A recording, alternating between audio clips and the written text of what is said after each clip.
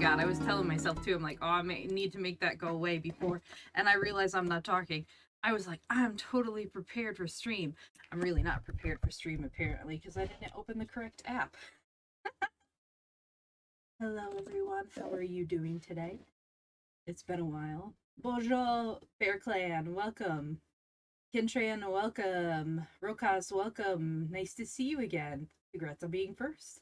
Truffle, welcome in. Hello, everyone. I'm happy to see you all. Hope everyone's doing well. Oh, Rokas, thank you for the resub. I appreciate it. I know, I still owe you some things. Oh my god, I've just picked up my nail polish. And it's not sealed. Woo, that was scary. Because I do my nail polish sometimes.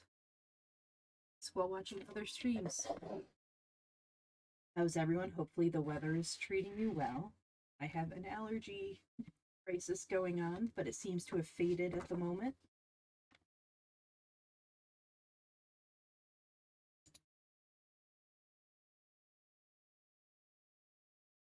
Hopefully you're all doing well. Everyone's so silent today. There we go. Can only say hello because watching some people do RP fall. Ooh, Fallout 76. Nice. They're doing some RP? Like, what are they doing? Love Fallout 70. I need to go back to playing it. I will as soon as I'm done with Horizon. And then I'll go back to playing Fallout with Crow and Crusader. Welcome in, Crusader. I'm trying to see what page I'm on. I might be able to finish this story today. I'm not sure. They're the 5.0. It's the 5.0. I'm not sure I'm familiar with that. As you say Fallout, and I just looked over and my little McCready figure from Fallout 4 is knocked over. He's hard to stay standing. Like, he's not balanced well. It's very frustrating. Come on, McCready. Like, when they made him, they did not make him, like, he's kneeling. He's on one knee. And he's holding a gun, but, like, his gun and hat are, like, top heavy. He's, like, top heavy, and the gun is long, so he doesn't balance well. I always have to prop him against something. Maybe I'll get some tape to, like, tape him down on my desk or something. With all my other figures that are right under my screen. My little figures. I do have some, like, Gorilla tape over here. Okay. Today we are going to continue reading The Patchwork Girl of Oz. We may be able to finish it, depending on how my voice holds up. Hopefully pretty well. I have my tea. I have my everything I need, pretty much. Let me take a sip of my tea, and we shall begin. Oh, I should get a cozy perfume. Tea's not so good. A minute.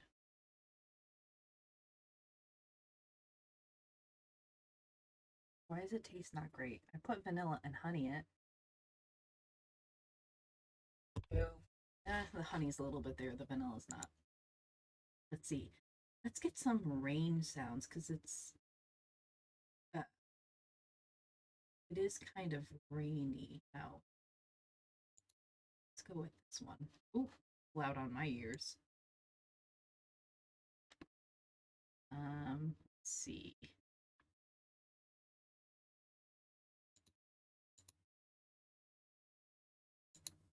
Here we go.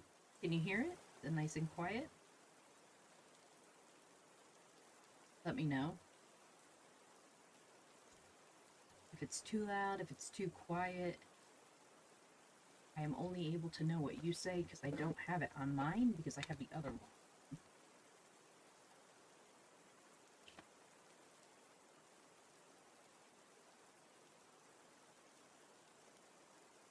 Keep wiping my glasses. Sounds good? Okay. Rely on you, chat. My students rely on you for this. Okay. Glasses are cleaned. The cloth is away. Here we go. We are on... Oh, yes. So where we left off. It's been a while. Let's review. So when we left off, we see that the Woozy and the Sawhorse kind of go at it. They're not happy with each other. He's the square beast, remember. He has only 3 hairs on the tip of his tail that they can't reach out, take off. And they're going to see...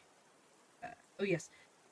The Scarecrow is going to see Ozma because the crooked magician broke the law by practicing magic without a license. And as a result, he thinks that Ozma will not allow him to bring Unc back to life, which makes Ojo absolutely bawl his eyes out. So, next chapter is Ojo breaks the law. What a queer man, remarked the Munchkin boy, when the party had resumed its journey. And so nice and polite, added Scraps, bobbing her head. I think he is the handsomest man I've seen since I came to life. Oh, and that's right. Patchwork Girl, Scraps, and the Scarecrow were like, oh my, so handsome, so beautiful towards each other. Handsome is as handsome does, quoted the Shaggy Man. But we must admit that no living scarecrow's handsomer. The chief merit of my friend is that he is a great thinker, and in Oz it is considered good policy to follow his advice. I didn't notice any brains in his head, observed the Glass Cat. You can't see 'em, but they're there all right, declared the Shaggy Man. I hadn't much confidence in his brains myself when I first came to Oz, for a humbug wizard gave them to him. But I was soon convinced that the Scarecrow is really wise, and unless his brains make him so, such wisdom is unaccountable. Welcome in, Abs. Hello. Is the Wizard of Oz a humbug? Asked Ojo. Not now. He was once, but he is reformed and now assists Glinda the Good, who is the royal sorceress of Oz, and the only one licensed to practice magic or sorcery. Glinda has taught our old wizard a good many clever things, so he is no longer a humbug.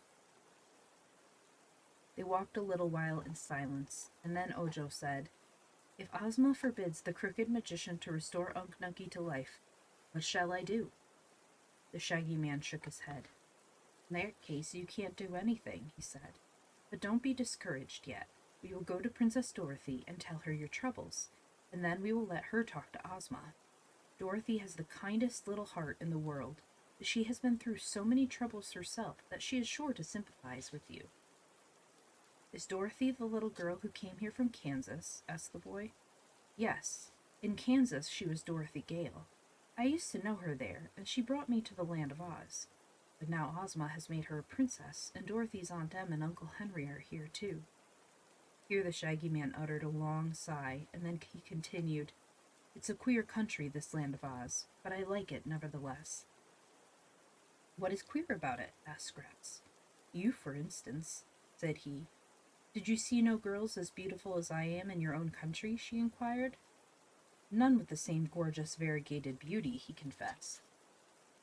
In America, a girl stuffed with cotton wouldn't be alive, nor would anyone think of making a girl out of a patchwork quilt.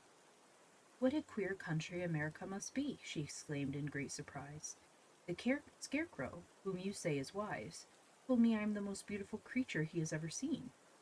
I know, and perhaps you are, from a scarecrow point of view, replied the Shaggy Man. But why he smiled as he said it, Scraps could not imagine. As they drew nearer to the Emerald City, the travelers were filled with admiration for the splendid scenery they beheld. Handsome houses stood on both sides of the road, and each had a green lawn before it as well as a pretty flower garden. In another hour, said the Shaggy Man, we shall come in sight of the walls of the royal city. He was walking ahead with Scraps, and behind them came the Woozy and the Glass Cat. Ojo had lagged behind, for in spite of the warnings he had received, the boy's eyes were fastened on the clover that bordered the road of yellow bricks, and he was eager to discover if such a thing as a 6-leaved clover really existed. Suddenly, he stopped short and bent over to examine the ground more closely. Yes, here at last was a clover with 6 spreading leaves. He counted them carefully to make sure. In an instant his heart leaped with joy, for this was one of the important things he had come for. One of the things that would restore dear Unc Nunky to life. He glanced ahead and saw that none of his companions was looking back. Neither were there any people about, for it was midway between 2 houses. The temptation was too strong to be resisted.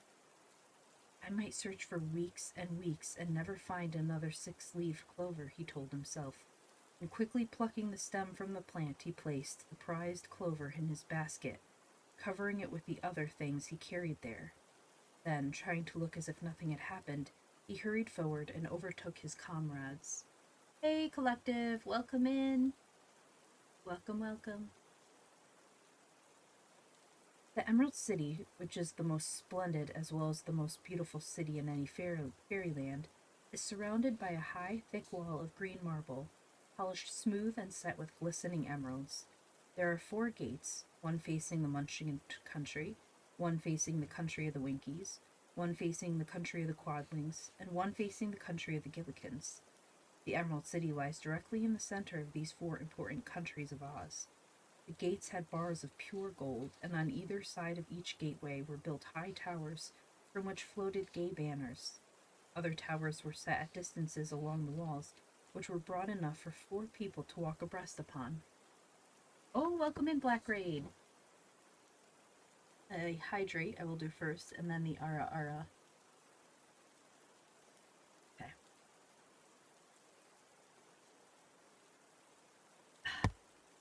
Oh, I need to turn sound alerts on, because it's not quite an ASMR stream. Ara Ara!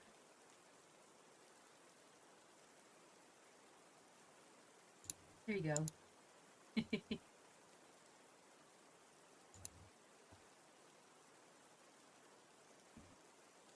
Hopefully that sufficed.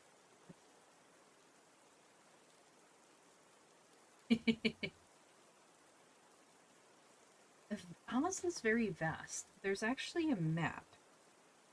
In the beginning of the book that I have, there's a map. Let me see if I can pull up an image of it. There's 2. There's a map of the Oz, and then there's a map of the countries near to the land of Oz in the back of the book. Here's a good one. As Oz. I'll save it in my Matsu folder for everyone. Let's see. Image. Oz.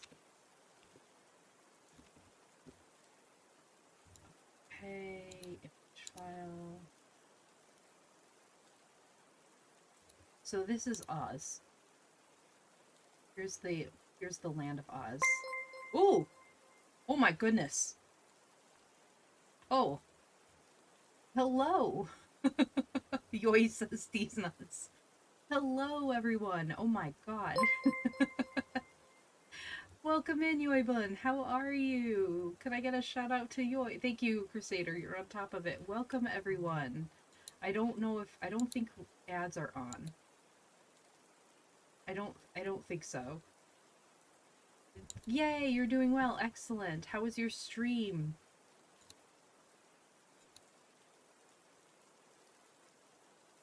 What were you playing? I need to get that thing that allows you to see it. And thank you for the follow, One Bad Roll.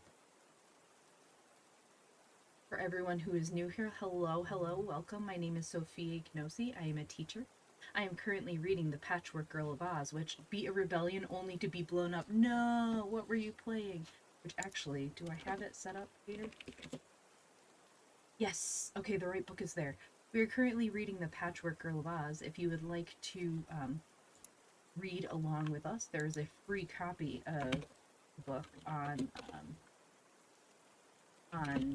Project Gutenberg, which shares books in the public domain for free. King of the Castle. Ah, I see. You can find any books that are published like before 1927 there, most of them. Not a lot, not all, but thousands of them for free. So feel free to grab a copy of the book you'd like and follow along. But yes, welcome. We are reading Patchwork Girl of Oz by L. Frank Baum, who did the wonderful Wizard of Oz. The series is quite vast. We're on book 7. I think this is book 7 in the series. 1, 2, 3, 4, 5, 6, 7. Yeah, book 7 in this volume. On Sundays and Mondays, I do for a variety of games. We're going to be finishing Horizon Burning Shores on Sunday, and then back to Control on Mondays, and I read on Wednesdays and Thursdays. So feel free to join, and sometimes they are ASMR reading streams. Well, this one is, but sometimes it's with a radio microphone. Help you fall asleep. As you were coming in, we were showing Oz. Here's the map of Oz. So you can see in the very center is the this is actually the whole thing. So this is the very center is the Emerald City, and then you can't see my mouse, but yeah, is the Emerald City, and then you have the Gillikins, the Quadlings, the Winkies, and the Munchkins, and then around that is the Deadly Desert, which is completely supposed to be impassable. So yeah. And there's different sections in the countries, like the Winky country has Oogaboo in the upper right-hand corner. You can kind of see it there. And there's a lake kind of near the Emerald City. Also in the Winky country is the Truth Pond, which we see in another book. So yeah, that is the whole area. It's much vaster than it seems to be. Alright, here we go. We will continue reading.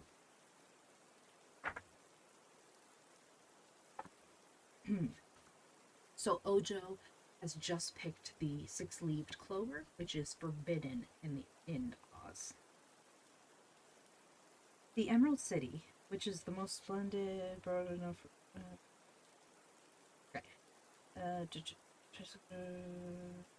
Other towers are set at distances along the walls, which were broad enough for 4 people to walk abreast upon.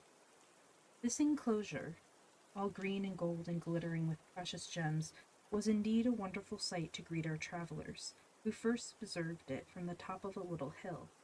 But beyond the wall was the vast city it surrounded, and hundreds of jeweled spires, domes, and minarets, flaunting flags and banners, reared their crests far above the towers of the gateways. In the center of the city, our friends could see the tops of many magnificent trees, some nearly as tall as the spires of the buildings, and the Shaggy Man told them that these trees were in the royal gardens of Princess Ozma. They stood a long time on the hilltop, feasting their eyes on the splendor of the Emerald City. "Whee!" exclaimed Scraps, clasping her padded hands in ecstasy. "That'll do for me to live in, all right. No more of the Munchkin country for these patches, and no more of the crooked magician." Thank you for the follow, Mochi Mamo. Welcome to the class. You join your students on the carpet. Nice, quiet reading time.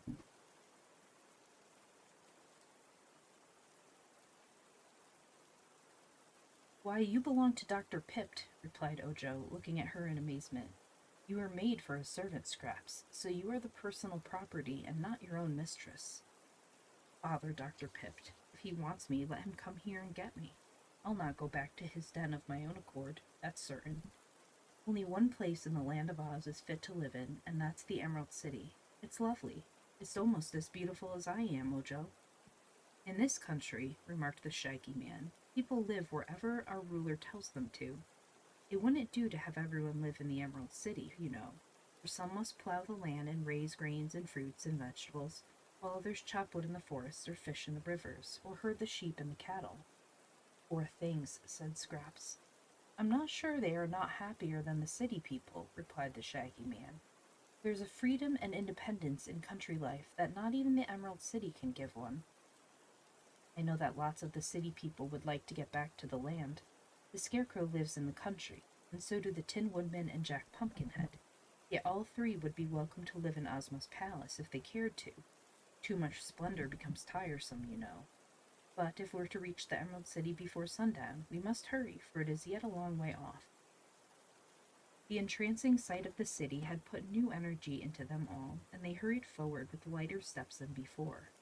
There was much to interest them along the roadway, for the houses were now set more closely together, and they met a good many people who were coming or going from one place or another. All these seemed happy-faced, pleasant people who nodded graciously to the strangers as they passed and exchanged words of greeting. At last they reached the great gateway, just as the sun was setting and adding its red glow to the glitter of the emeralds on the green walls and spires. Somewhere inside the city a band could be heard playing sweet music. A soft, subdued hum, as of many voices, reached their ears.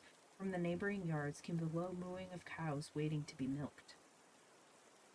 They were almost at the gate when the golden bars slid back and a tall soldier stepped out and faced them. Ojo thought he had never seen so tall a man before. Matsu Raid, welcome in. Oh my goodness, so many people, Matsu. Yay! Hello, Matsu. Hello, everyone. Welcome in. Can I get a shout out for Matsu, please? Hello, Private Maverick Kintran. Welcome. How was the movie? Did it finish already? I think Crusader is not available at this time. Let's do a shout out.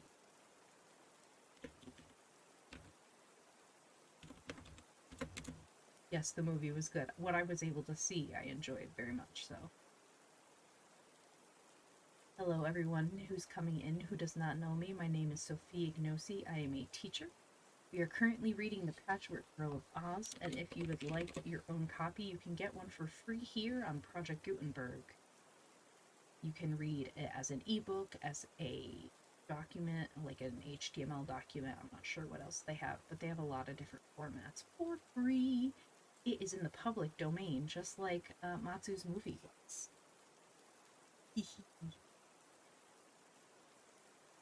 We had a map of Oz up for those who don't know what we're doing. We're currently in the Emerald City, and we are on the chapter where Ojo picks the six-leaved clover, which is illegal in Oz. At least near the Emerald City, it is illegal, so he's gonna get in trouble, I think. Here we go. The soldier wore a handsome green and gold uniform, with a tall hat in which was waving a plume, and he had a belt thickly encrusted with jewels. But the most peculiar thing about him was his long green beard, which fell far below his waist and perhaps made him seem taller than he really was. "Halt," said the soldier with the green whiskers, not in a stern voice, but rather in a friendly tone. They halted before he spoke, and stood looking at him. "Good evening, Colonel," said the shaggy man. "What's the news since I left? Anything important?" "Bellina has hatched out 13 new chickens," replied the soldier with the green whiskers, "and they're the cutest little fluffy yellow balls you ever saw. The yellow hen is mighty proud of those children, I can tell you. Lena's over here building her own army." "She has a right to be," agreed the shaggy man. "Let me see, that's about 7,000 chicks she has hatched out, isn't it, General?" "That at least," was the reply. "You will have to visit Bellina and congratulate her." It will give me pleasure to do that," said the shaggy man. "But you will observe that I have brought some strangers home with me. I am going to take them to see Dorothy." "One moment, please," said the soldier, barring their way as they started to enter the gate. "I am on duty, and I have orders to execute. Is anyone in your party named Ojo the Unlucky?" "Why, that's me," cried Ojo, astonished at hearing his name on the lips of a stranger. The soldier with the green whiskers nodded. "I thought so," said he, "and I am sorry to announce that it is my painful duty to arrest you."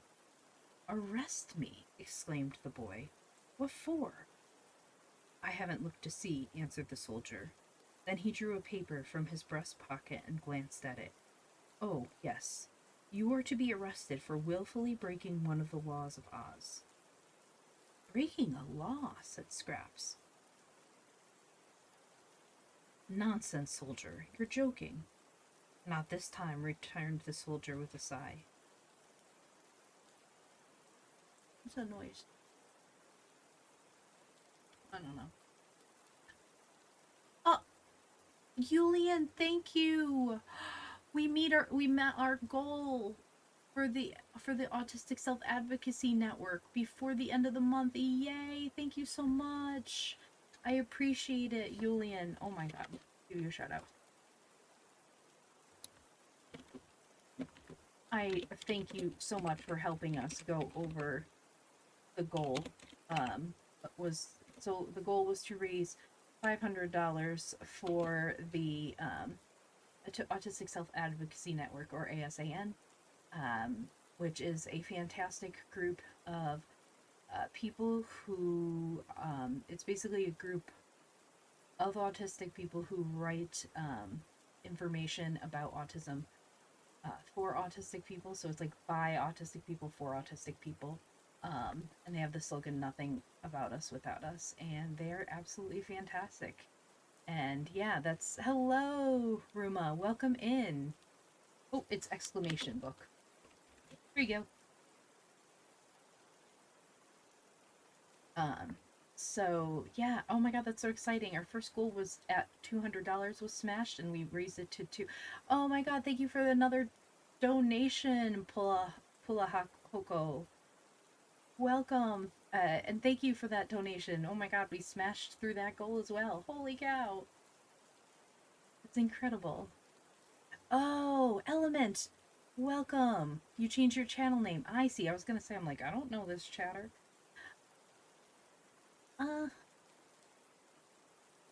Good to know, Ruma. Thank you so much, Pulahoko. I appreciate it. I will be turning off the charity on May 1st, and I guess they will receive that after that. It is through Twitch, so I do not see a cent of it, and neither does Twitch. It goes 100% to the charity, so all $515 will be going towards that. It is a good cause, yes, I agree. And thank you for the first time chat. As an autistic streamer, it is an important... Oh, Belrose! Thank you, Belrose. It's nice to meet you. As an autistic streamer, it is a charity, a group that is important to me because they have fantastic information. Just still Element? Okay, Element and Belrose.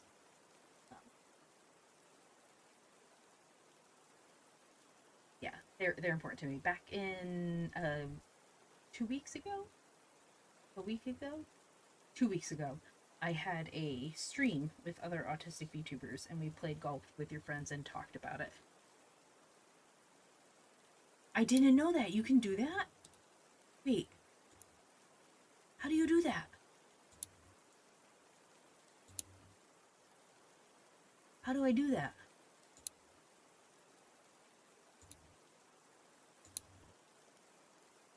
This is news to me. This is amazing. Can you do it in settings? Let me see. Chat settings. Chat highlights. Shield mode, emotes mode, slow mode. Review recent raids. Right click on you? Oh, is it? Oh, wait. I'm on OBS. Right click. Nope. That's not working. That's not working. Like, do I have to pop up the account and then click the dots? Okay. Click the dots. Click the dots. All I'm seeing is block or report.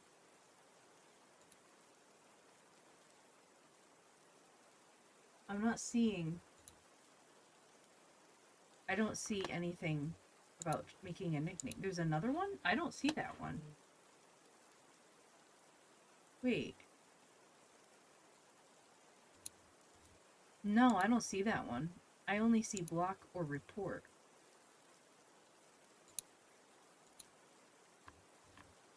You've done it? Wait.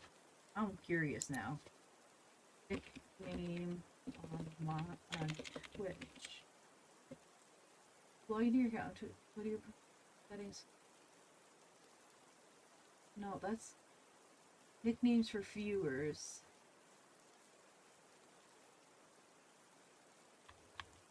Anything on Twitch for viewers? Maybe can you do it for yourself?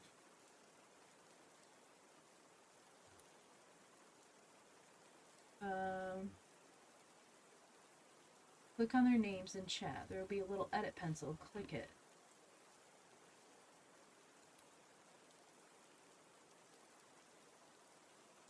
I don't see it at all. I'm gonna have to investigate that later.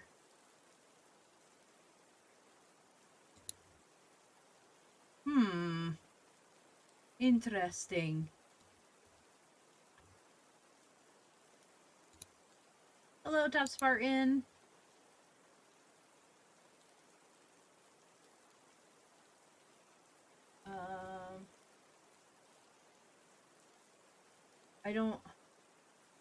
I'm gonna have to look into it later. Not many know about it. I'm not seeing it at all, so I'm gonna have to investigate it more. Because it's not letting me over here. I think that would help a lot too. Stand up and stretch. Oh, thank you for that. Yes, I will do that. And hydrate, definitely will do that as well. Okay, we're gonna get back to the story. I'm definitely gonna look more into this for sure, because I've never heard of it. But I will do that.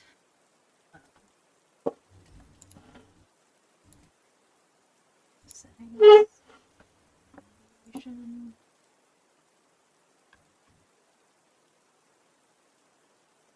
Huh. Interesting. Okay. And vocabulary. Okay, sip of tea, not coffee. We have tea today. And our vocabulary word. Oh, really need down to get it. Vocab. Here we go. Our vocabulary word of the day. Oh my god, I'm going to just open earlier. Apotheosis. Apotheosis is a noun. That's okay. We will help you. Apotheosis is the culmination or the highest point.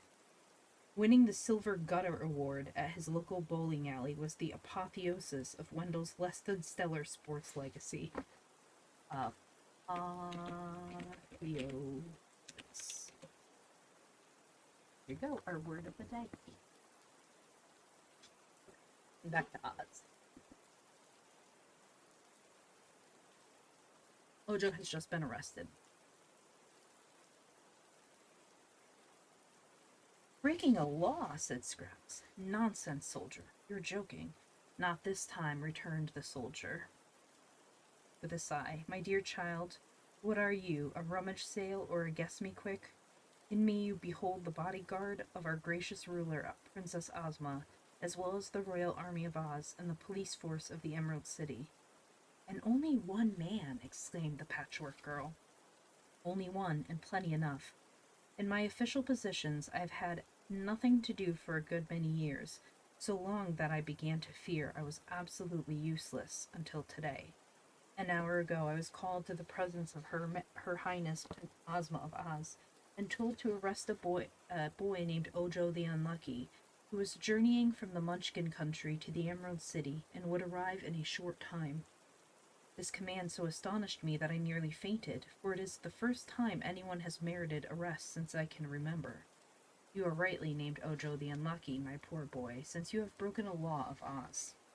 But you are wrong, said Scraps. Ozma is wrong. You are all wrong, for Ojo has broken no law.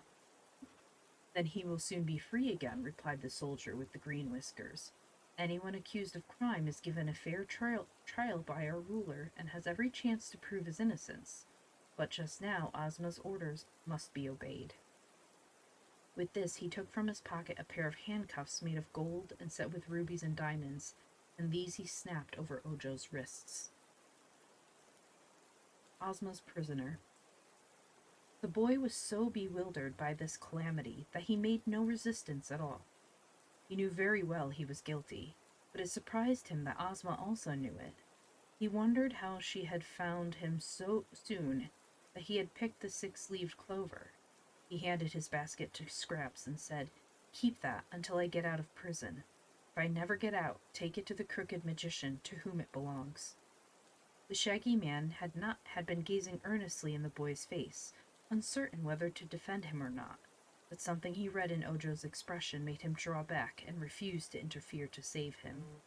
The Shaggy Man was greatly surprised and grieved, but he knew that Ozma never made mistakes, and so Ojo must really have broken the law of Oz. The soldier with the green whiskers now led them all through the gate and into a little room built in the wall. Here sat a jolly little man, richly dressed in green, and having around his neck a heavy gold chain to which a number of great keys were attached. This was the guardian of the gate, and at the moment they entered his room he was playing a tune upon a mouth organ.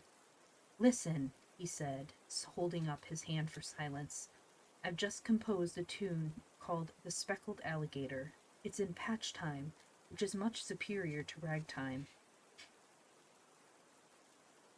Patch time, ragtime. "And I've composed it in honor of the Patchwork Girl who has just arrived." "How did you know I had arrived?" asked Scraps, much interested. "It's my business to know who's coming, for I am the guardian of the gate. Keep quiet while I'll play you The Speckled Alligator." It wasn't a very bad tune, nor a very good one, but all listened respectfully while he shut his eyes and swayed his head from side to side and blew the notes from the little instrument. When it was all over, the soldier with the green whiskers said, "Guardian, I have here a prisoner." "Good gracious, a prisoner!" cried the little man, jumping up from his chair. "Which one? Not the Shaggy Man?" "No, this boy."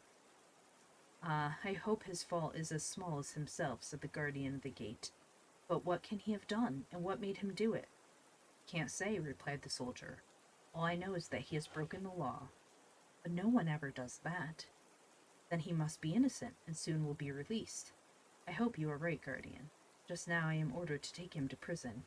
Get me a prisoner's robe from your official wardrobe." The guardian unlocked a closet and took from it a white robe, which the soldier threw over Ojo. It covered him from head to foot, but had 2 holes in front of the eyes so he could see where to go. In this attire the boy presented a very quaint appearance. What is he, a ghost?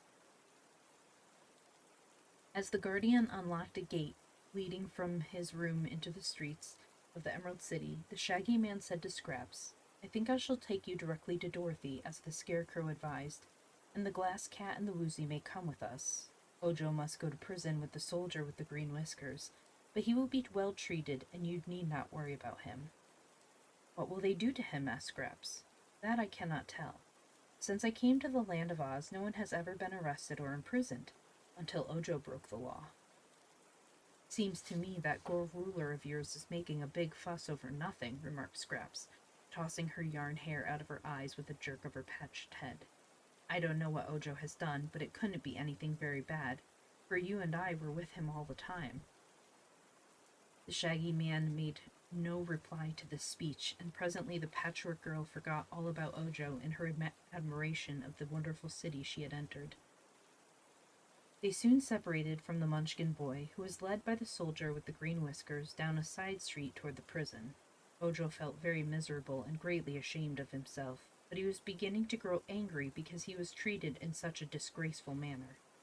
Instead of entering the splendid Emerald City as a respectable traveler, he was entitled to a welcome and to hospitality. He was being brought in as a criminal, handcuffed and in a robe that told all he meant of his deep disgrace. I mean, dude, then don't break the law. Don't steal. "Welcome in, Ritsu." Ojo was by nature gentle and affectionate, and if he had disobeyed the law of Oz, it was to restore his dear Unc Nunkie to life. His fault was more thoughtless than wicked. That did not alter the fact that he had committed a fault.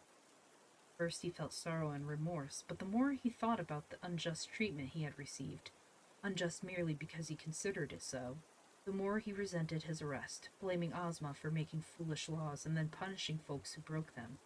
Only a 6-leaved clover, a tiny green plant growing neglected and trampled underfoot. What harm could there be in picking it? Ojo began to think Ozma must be a very bad and oppressive ruler for such a lovely fairyland as Oz. The Shaggy Man said the people loved her, but how could they? "How are you, Ritsu?" Ojo has been arrested for breaking the law. I'm frozen. Why am I frozen? There we go.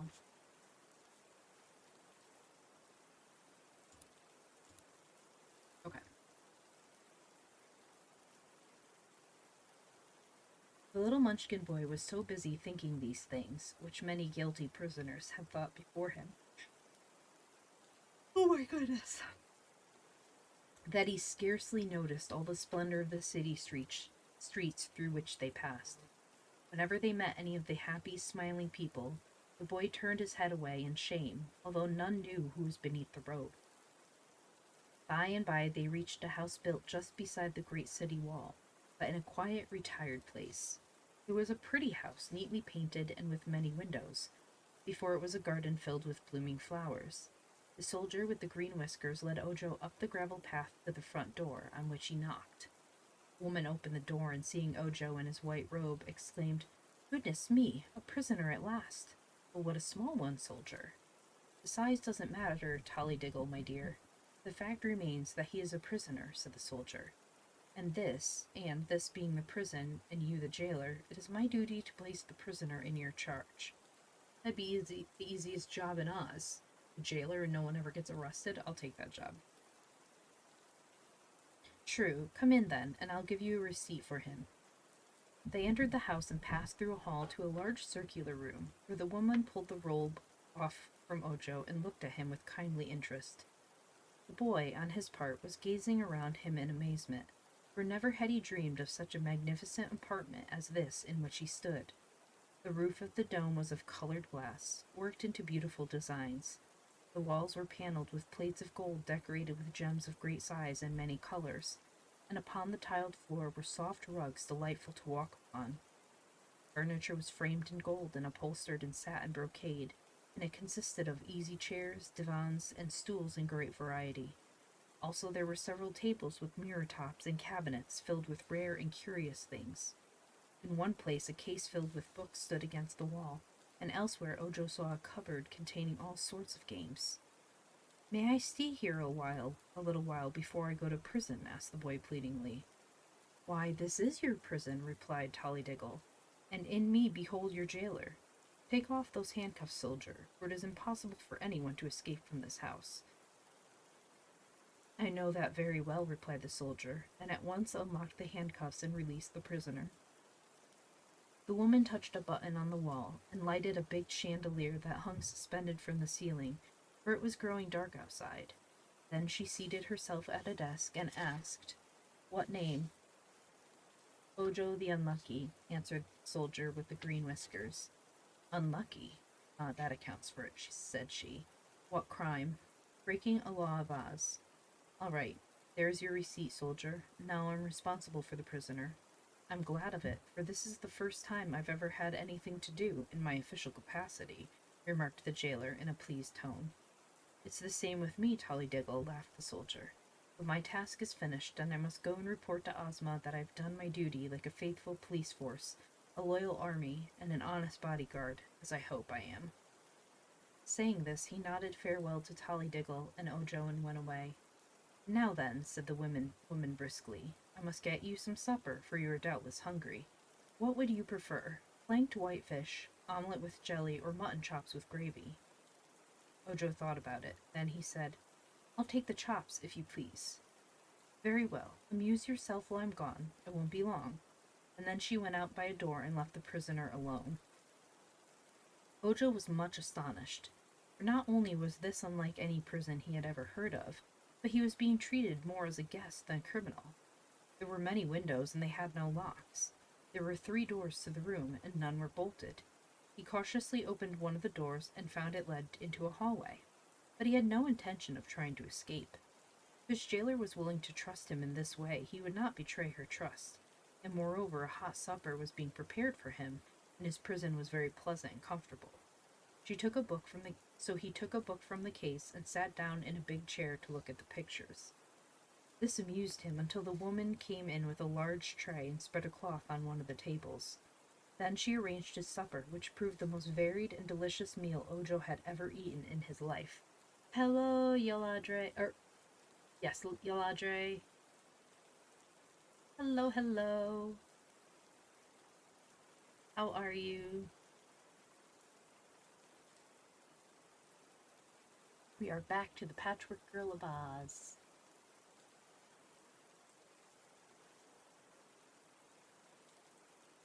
Ooh, working on finals for which class? Hopefully it's not too difficult. 'Tis the season. Ugh. Finals are no fun to grade. Human diversity. Ooh, that sounds interesting. Actually sounds really interesting. Finals are still no fun, but class could. Holly Diggle sat near him while he ate, sewing on some fancy work she held in her lap. When he had finished, she cleared the table and then read to him a story from one of the books. Is this really a prison? He asked, when she had finished reading. Indeed it is, she replied. It is the only prison in the land of Oz. And am I a prisoner? Bless the child. Of course. Then why is the prison so fine, and why are you so kind to me? He earnestly asked. But Holly Diggle seemed surprised by the question, but she presently answered, We consider a prisoner unfortunate. He is unfortunate in two ways, because he has done something wrong, and because he is deprived of his liberty. Therefore we should treat him kindly because of his misfortune, for otherwise he would become hard and bitter and would not be sorry he had done wrong. Ozma thinks that one who has committed a fault did so because he was not strong and brave. Therefore she puts him in prison to make him strong and brave. When that is accomplished, he is no longer a prisoner, but a good and loyal citizen, and everyone is glad that he is now strong enough to resist doing wrong. You see, it is kindness that makes one strong and brave, and so we are kind to our prisoners.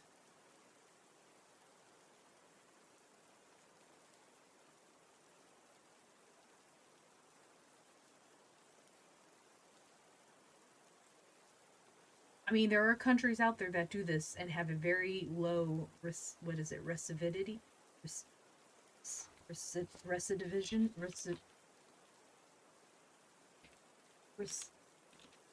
recidivism, recidivism. Yeah, they have a low rate of recidivism.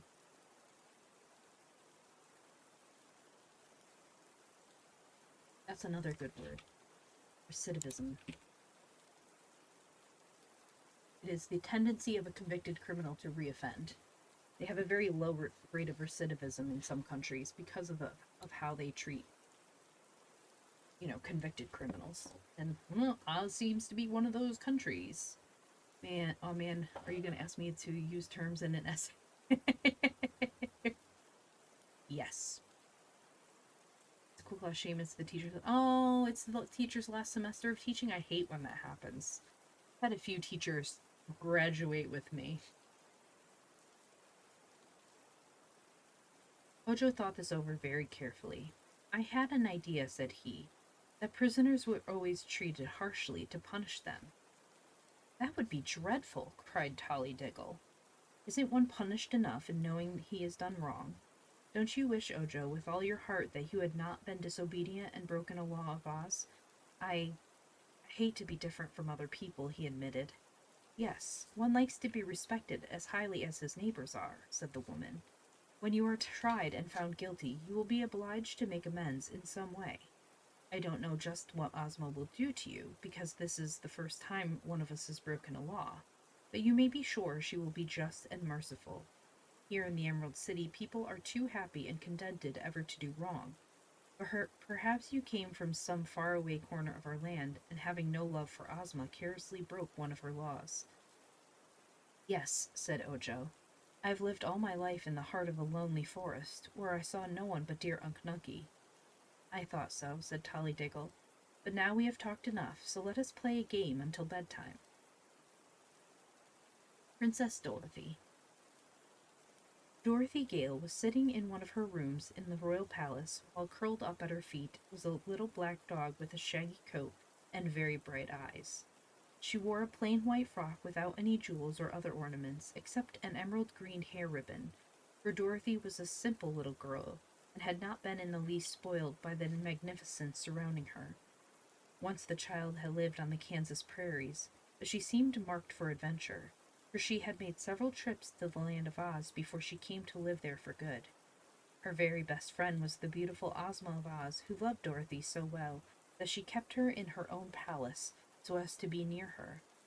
The girl's Uncle Henry and Aunt Em, the only relatives she had in the world, had also been brought here by Ozma and given a pleasant home. Dorothy knew almost everybody in Oz, and it was she who had discovered the Scarecrow, the Tin Woodman, and the Cowardly Lion, as well as Tik-Tok the Clockwork Man. Her life was very pleasant now, and although she had been made a Princess of Oz by her friend Ozma, she did not care much to be a princess and remained as sweet as when she had been plain Dorothy Gale of Kansas. Dorothy was reading in a book this evening when Jellia Jam, the favorite servant maid of the palace, came to say that the Shaggy Man wanted to see her. "All right," said Dorothy. "Tell him to come right up." "But he has some queer creatures with him. Some of the queerest I've ever laid eyes on," reported Jellia. "Never mind. Let 'em all come up," replied Dorothy. But when the door opened to admit not only the Shaggy Man, but Scraps, the Woozy, and the Glass Cat, Dorothy jumped up and looked at her strange visitors in amazement. Patchwork Girl was the most curious of all, and Dorothy was uncertain at first whether Scraps was really alive or only a dream or a nightmare. Toto, her dog, slowly uncurled himself and was going to the Patchwork Girl, sniffed at her inquiringly, but soon he lay down again as if to say he had no interest in such an irregular creation. "Cannibal, welcome in! Hello, Gemini! Hiya!" An Ozian thinking a creature is queer must make them very strange, for real. The fact that Dorothy is like, is that a dream or a nightmare? Which, yeah. I mean, Scraps is terrifying looking. Do I have the image of her here? Nope, that's the Woozy. That's right, I deleted the picture of the Patchwork Girl because it was absolutely terrifying me. Let's see. Let me see if I can find her picture. I think I might have deleted her completely off of my computer in terror.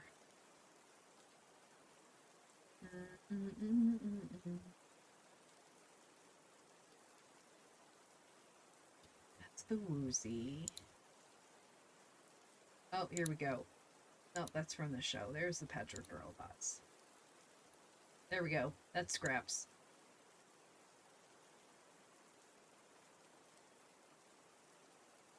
A dream or a nightmare? That's what Dorothy thinks. I would say that's a nightmare. If I saw that, oh my god, I'd lose it. I'd run the other way. She is a quilt. Her entire being is a patchwork quilt, including her face. Like, she's just flat out made out of a patchwork quilt. Yeah. There's also, apparently I missed it. So in, let me see, Scraps 2. In Return to Oz, there is a, she makes an appearance, and I didn't know. This is her in Return to Oz.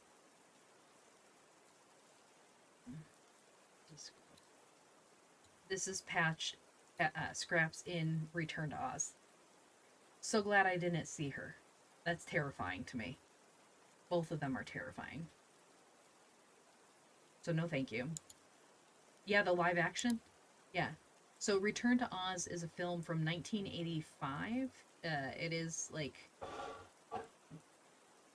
It is a Disney movie. I'm pretty sure, yeah. And it is a combination of two Oz books. It's like Ozma of Oz and the Marvelous Land of Oz together in one. I think it was, let me see, Return to Oz. It was 1985, yeah. It was distributed by Disney. Yeah. At least, yeah. It was adapted from The Marvelous Land of Oz and Ozma of Oz, so it's the two of them combined into one story. But it is Disney. That one was Disney owned. It was distributed by them. The dark fantasy film released by Walt Disney Pictures, co-written by Walter Murch. Yeah. It's a really good film. I enjoyed it. We watched it in my server after we read those 2 books. Apparently, Patchwork Girl is also a movie. Matsu knows more about that than I do, which I think is from 1914? Matsu, if you're here and you want to confirm that. Matsu knows all of the Oz books, even the unofficial, not quite ring-ball ones. The server is available to anyone who wants to join. Let me pull it up. Anyone, it does a... Oop. What is it saying? Here we go. It goes around every so often, but yeah, anyone can join. DT! Thank you for the resub. I appreciate it. A lot of the early books had short films when they were first released. Yeah. Hintran also knows a lot about the Oz books and series. Matsu hates the Woggle Bug, and I am intent on creating a crochet one and finding a way to send it to him as a gift. Also, in the server, you will also find that Matsu, Wastes, and Kanabo also have their own sections in the server as well. All of the reading streamers that I'm close with, we all have our own little areas in there. They have their corners. For some book projects. Ooh. I want to know about those book projects. Okay, let's continue. So they've all just gone to see Dorothy. You're a new one to me, Dorothy said reflectively, addressing the Patchwork Girl. I can't imagine where you've come from. Who, me? Asked Scraps, looking around the pretty room instead of at the girl. Oh, I came from a bed quilt, I guess. That's what they say anyhow. Some call it a crazy quilt, and some a patchwork quilt. But my name is Scraps, and now you know all about me. Not quite all, returned Dorothy with a smile. I wish you'd tell me how you came to be alive. That's an easy job, said Scraps, sitting upon a big upholstered chair and making the springs bounce her up and down. Margalotte wanted a slave, so she made me out of an old bed quilt she didn't use. Cotton stuffing, suspender button eyes, red velvet tongue, pearl beads for teeth. The crooked magician made a powder of life, sprinkled me with it, and here I am. Perhaps you've noticed my different colors. A very refined and educated gentleman named the Scarecrow, whom I met, told me I am the most beautiful creature in all Oz, and I believe it. Ayo, teach, give my own space in the detention. I don't have detention in there. I'm trying to think, have I ever given a student detention? I think in all the years I've been teaching. Ooh, excellent. I think in all the years I've been teaching, I gave after school detention maybe 2 or 3 times. And I gave lunch detentions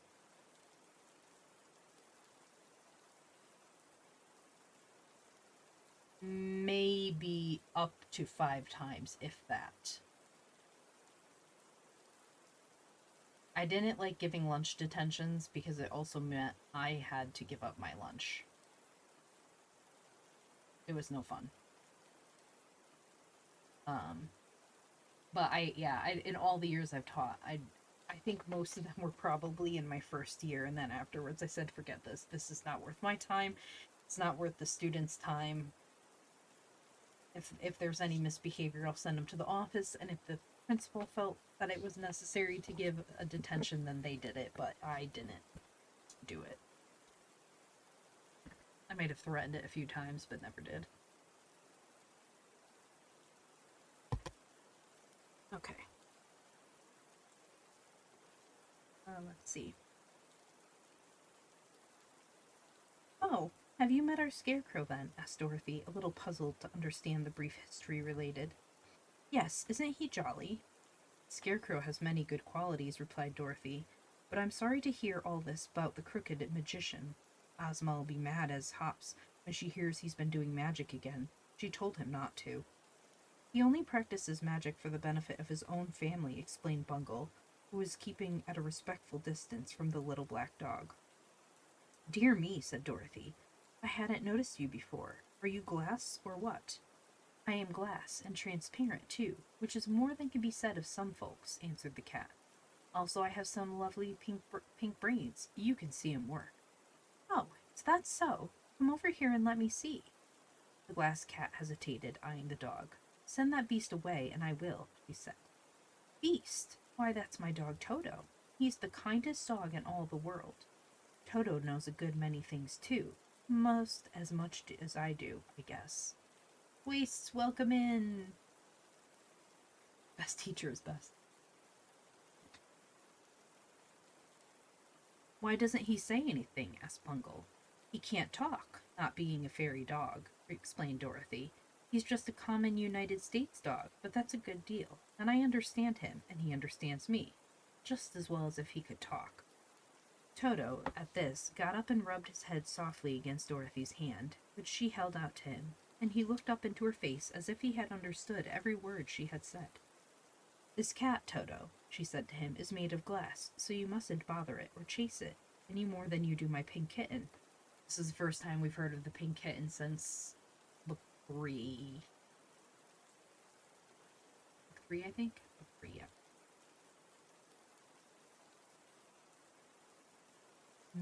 It's probably brittle and might break if it bumped against anything. I know! Bellina gets to speak. The horse got to speak that they came with in book 3. But Toto doesn't? Like, that's baloney. Oh my goodness, sorry. I slept like all day and I'm still tired. Woof, said Toto, and that meant he understood. This glass cat was so proud of her pink brains that she ventured to come close to Dorothy, and in order that the little girl might see him work. This was really interesting, but when Dorothy patted the cat, she found the glass cold and hard and unresponsive, so she decided at once that Bungle would never do for a pet. What do you know about the crooked magician who lives on the mountain? Oh, and the kitten gets to speak too. Her kitten, Bellina, like, does she not realize that her kitten also speaks? Like, what the hell?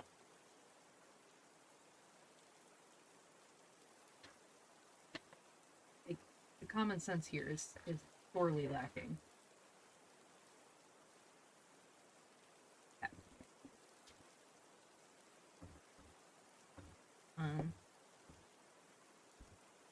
What do you know about the crooked magician who lives in the mountain? Asked Dorothy.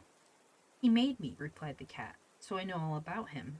Patchwork Girl is new, 3 or 4 days old, but I've lived with Dr. Pipt for years, and though I don't much care for him, I will say that he has always refused to work magic for any of the people who come to this house. He thinks there's no harm in doing magic things for his own family, and he made me out of glass because the meat cats drink too much milk. He also made Scraps come to life so she could do the housework for his wife Margalotte. Then why did you both leave him? Asked Dorothy. I think you'd better let me explain that, interrupted the Shaggy Man. And then he told Dorothy all of Ojo's story and how Unc Nunky and Margalotte had accidentally been turned to marble by the liquid of petrification. Then he related how the boy had started out in search of the things needed to make the magic charm, which would restore the unfortunates to life, and how he had found the Woozy and taken him along because he could not pull the 3 hairs out of his tail. Here's the Woozy. Oop, no. The Woozy.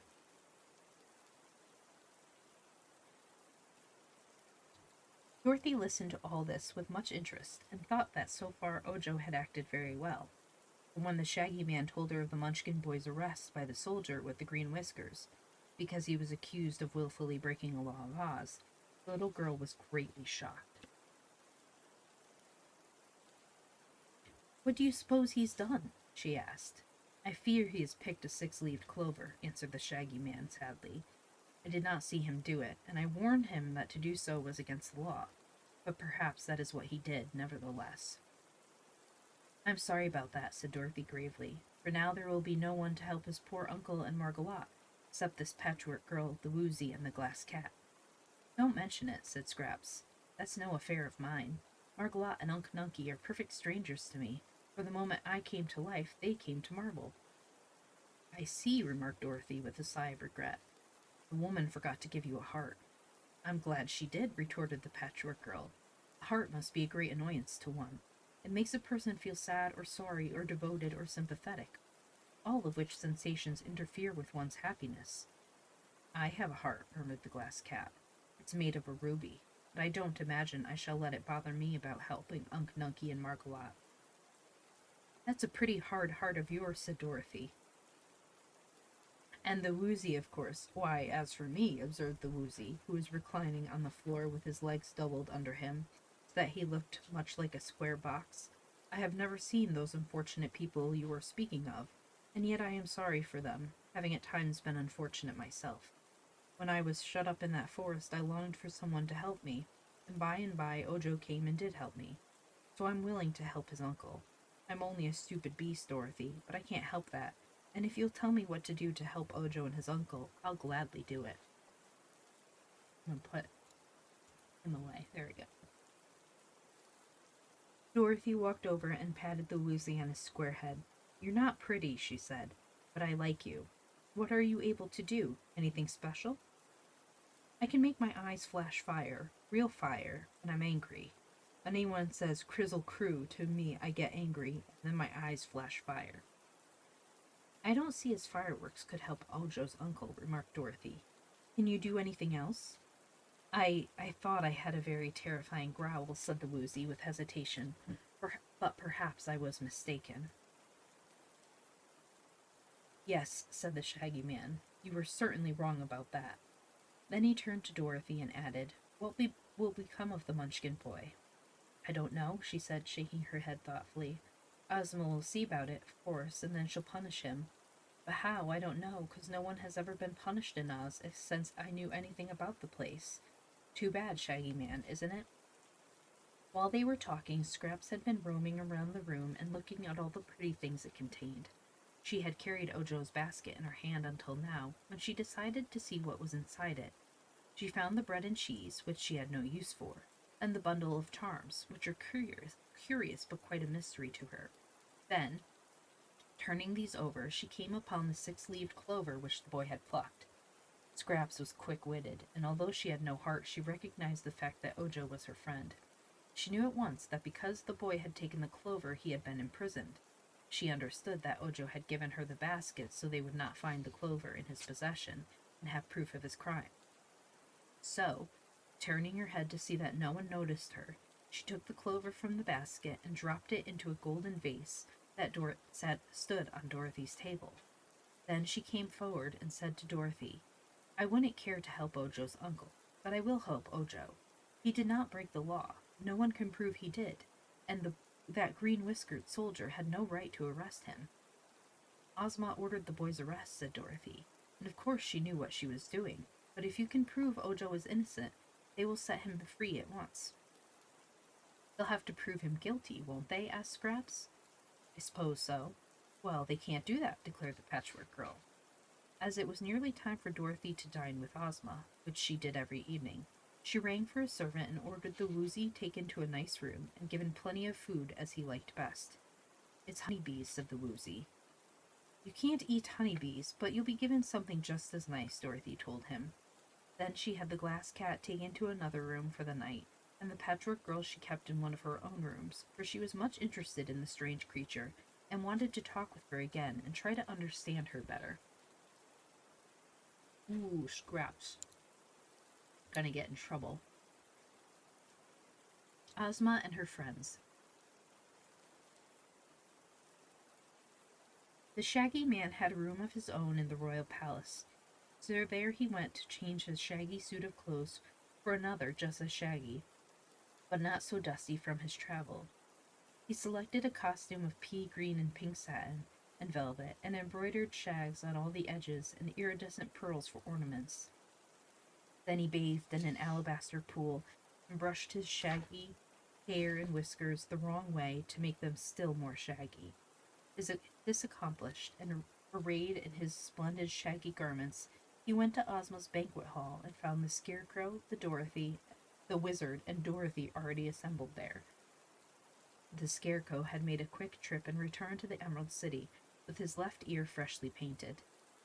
A moment later, while they all stood in waiting, a servant threw open a door, the orchestra struck up a tune, and Ozma of Oz entered. Much has been told and written concerning the beauty of person and character of the sweet girl ruler of the Land of Oz, the richest, the happiest, and most delightful fairyland of which we have any knowledge. Yet with all her queenly qualities, Ozma was a real girl and enjoyed the things in life that other real girls enjoy. When she sat on her splendid emerald throne in the great throne room of her palace, and made laws and settled disputes, and tried to keep all her subjects happy and contented, she was as dignified and demure as any queen might be. But when she had thrown aside her jeweled robe of state and her scepter, and had retired to her private apartments, the girl, joyous, light-hearted, and free, replaced the sedate ruler. In the banquet hall tonight were gathered only old and trusted friends, so here Ozma was herself, a mere girl. She greeted Dorothy with a kiss, the Shaggy Man with a smile, the little old wizard with a friendly handshake, and then she pressed the Scarecrow's stuffed arm and cried merrily, "What a lovely left ear! Why, it's 100 times better than the old one." "I'm glad you like it," replied the Scarecrow, well pleased. "Ginger did a neat job, didn't she? And my hearing is now perfect. Isn't it wonderful what a little paint will do if it's properly applied?" "It really is wonderful," she agreed, as they all took their seats. "The sawhorse must have made his legs twinkle to have you carried so far in one day. I didn't expect you back before tomorrow at the earliest." "Well," said the Scarecrow, "I met a charming girl on the road and wanted to see more of her, so I hurried back." Ozma laughed. "I know," she returned. "It's the Patchwork Girl. She is certainly bewildering, if not strictly beautiful." "Have you seen her, then?" the straw man asked eagerly. "Only in my magic picture, which shows me all scenes of interest in the Land of Oz." "I fear the picture didn't do her justice," said the Scarecrow.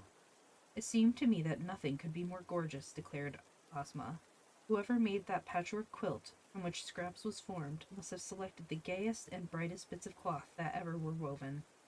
"I'm glad you like her," said the Scarecrow in a satisfied tone. Although the straw man did not eat, not being made so he could, he often dined with Ozma and her companions, merely for the pleasure of talking with them. He sat at the table and had a napkin and plate, but the servants knew better than to offer him food. After a little while, he asked, "Where is the Patchwork Girl now?" "In my room," replied Dorothy. "I've taken a fancy to her. She's so queer and uncommon." "She's half crazy, I think," added the Shaggy Man. "But she is so beautiful!" exclaimed the Scarecrow, as if that fact disarmed all criticism. They all laughed at his enthusiasm, but the Scarecrow was quite serious. Seeing that he was interested in Scraps, they forbore to say anything against her. The little band of friends of Ozma had gathered around her was so quaintly assorted that much care must be exercised to avoid hurting their feelings or making any one of them unhappy. It was this considerate kindness that held them close friends and enabled them to enjoy one another's society. Another thing they avoided was conversing on unpleasant subjects, and for that reason Ojo and his troubles were not mentioned during the dinner. The Shaggy Man, however, related his adventures with the monstrous plants which had seized and enfolded the travelers, and told how he had robbed Chiss, the giant scorpion, of the quills which it was accustomed to throw at people. Both Dorothy and Ozma were pleased with this exploit and thought it served Chiss right. Forgot about Chiss. Then they talked of the Woozy, which was the most remarkable animal any of them had ever before seen, except, perhaps, the live sawhorse. Ozma had never known that her dominions I can't talk tonight. Contained such a thing as a Woozy, with there being but one in existence, and this being confined in his forest for many years.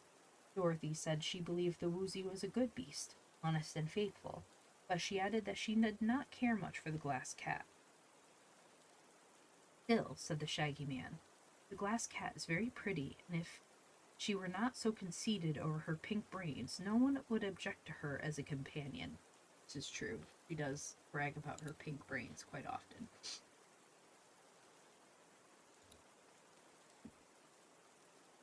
The wizard had been eating silently until now, when he looked up and remarked, "That powder of life which is made by the crooked magician is really a wonderful thing. But Dr. Pipt does not know its true value, and he uses it in the most foolish ways." "I must see about that," said Ozma gravely. Then she smiled again and continued in a lighter tone, "It was Dr. Pipt's famous powder of life that enabled me to become the ruler of Oz." "I've never heard that story," said the Shaggy Man, looking at Ozma questioningly. "Well, when I was a baby girl, I was stolen by an old witch named Mombi and transformed into a boy," began the girl ruler. "I did not know who I was, and when I grew big enough to work, the witch made me wait upon her and carry wood for the fire and hoe in the garden. One day she came back from a journey bringing some of the powder of life which Dr. Pipt had given her. I had made a pumpkin-headed man and set it up in her path to frighten her, for I was fond of fun and hated the witch. But she knew what the figure was, and to test her powder of life she sprinkled some of it on the man I had made. It came to life and is now our dear friend Jack Pumpkinhead. That night I ran away with Jack to escape punishment, and took old Mombi's powder of life with me. During our journey we came upon a wooden sawhorse standing by the road, and I used the magic powder to bring it to life. The sawhorse has been with me ever since. When I got to the Emerald City, the good sorceress Glinda knew who I was and restored me to my proper person, when I became the rightful ruler of this land. So you see, had not old Mombi brought home the powder of life, I might never have run away from her and become Ozma of Oz, nor would we have had Jack Pumpkinhead and the Sawhorse to comfort and amuse us." She forgets about the Gump. Does Baum forget about the Gump? I loved the Gump. That story interested the Shaggy Man very much, as well as the others, who had often heard it before. The dinner being now concluded, they all went to Ozma's drawing room, where they passed a pleasant evening before it came time to retire.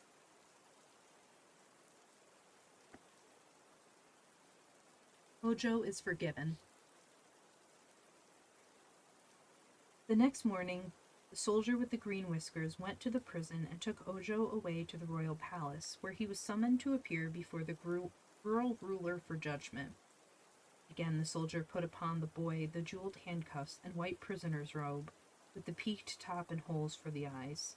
Ojo was so ashamed both of his disgrace and the fault he had committed that he was glad to be covered up in this way, so that people could not see him or know who he was. He followed the soldier with the green whiskers very willingly, anxious that his fate might be decided as soon as possible. The inhabitants of the Emerald City were polite people and never jeered at the unfortunate, but it was so long since they had seen a prisoner that they cast many curious looks towards the boy, and many of them hurried away to the royal palace to be present during the trial. When Ojo was escorted into the great throne room of the palace, he found hundreds of people assembled there. In the magnificent emerald throne, which sparkled with countless jewels, sat Ozma of Oz in her robe of state, which was embroidered with emeralds and pearls. On her right, but a little lower, was Dorothy, and on her left the Scarecrow. Still lower, but nearly in front of Ozma, sat the wonderful Wizard of Oz, and on a small table beside him was the golden vase from Dorothy's room, into which Scraps had dropped the stolen clover. So they knew about the vase? At Ozma's feet crouched two enormous beasts, each with the largest and most powerful of its kind. Although these beasts were quite free, no one present was alarmed by them, for the Cowardly Lion and the Hungry Tiger were well known and respected in the Emerald City, and they always guarded the ruler when she held high court in the throne room. There was still another beast present, but this one Dorothy held in her arms, for it was her constant companion, the little dog Toto. Toto knew the Cowardly Lion and the Hungry Tiger, and often played and romped with them, for they were good friends. Seated on ivory chairs before Ozma, with a clear space between them and the throne, were many of the nobility of the Emerald City. lords and ladies in beautiful costumes, and officials of the kingdom in the royal uniforms of Oz. Behind this, courtiers were others of less importance, filling the great hall to the very doors. At the same moment, the soldier with the green whiskers arrived with Ojo. The shaggy man entered from a side door, escorting the Patchwork Girl, the Woozy, and the Glass Cat. All these came to the vacant space before the throne and stood facing the ruler. "Hello, Ojo," said Scraps. "How are you?" "All right," he replied, but the scene awed the boy, and his voice trembled a little with fear. Nothing could awe the Patchwork Girl, and although the Woozy was somewhat uneasy in these splendid surroundings, the Glass Cat was delighted with the sumptuousness of the court and the impressiveness of the occasion. Pretty big words, but quite expressive. At a sign from Ozma, the soldier removed Ojo's white robe, and the boy stood face to face with the girl who was to decide his punishment. He saw at a glance how lovely and sweet she was, and his heart gave a bound of joy, for he hoped she would be merciful. Ozma sat looking at the prisoner a long time. Then she said gently, "One of the laws of Oz forbids anyone to pick a six-leaved clover. You are accused of having broken this law, even after you have been warned not to do so." Ojo hung his head, and while he hesitated how to reply, the Patchwork Girl stepped forward and spoke for him. "All this fuss is about nothing at all," she said, facing Ozma unabashed. "You can't prove he picked the six-leaved clover, so you've no right to accuse him of it. Search him, if you like, but you won't find the clover. Look in his basket, and you'll find it's not there. He hasn't got it, so I demand that you set this poor Munchkin boy free." The people of Oz listened to this defiance in amazement and wondered at the queer Patchwork Girl who dared talk so boldly to their ruler. But Ozma sat silent and motionless, and it was the little wizard who answered Scraps. "So the clover hasn't been picked, eh?" he said. "I think it has. I think the boy hid it in his basket and then gave the basket to you. I also think you dropped the clover into this vase, which stood in Princess Dorothy's room, hoping to get rid of it so it would not prove the boy guilty. You're a stranger here, Miss Patches, and so you don't know that nothing can be hidden from our powerful ruler's magic picture, nor from the watchful eyes of the humble Wizard of Oz. Look, all of you." With these words, he waved his hands toward the vase on the table, which Scraps now noticed for the first time. From the mouth of the vase a plant sprouted, slowly growing before their eyes until it became a beautiful bush, and on the topmost branch appeared the six-leaved clover which Ojo had unfortunately picked. Patchwork Girl looked at the clover and said, "Oh, so you found it. Very well. Prove he picked it, if you can." Ozma turned to Ojo. "Did you pick the six-leaved clover?" she asked. "Yes," he replied. "I knew it was against the law, but I wanted to save Unc Nunkie, and I was afraid if I asked your consent to pick it, you would refuse me." "What caused you to think that?" asked the ruler. "Why, it seemed a foolish law, unjust and unreasonable. Even now I can see no harm in picking a six-leaved clover, and I had not seen the Emerald City then, nor you, and I thought a girl who would make such a silly law would not likely to help anyone in trouble." Ozma regarded him musingly, her chin resting upon her hand, but she was not angry. On the contrary, she smiled a little at her thoughts and then grew sober again.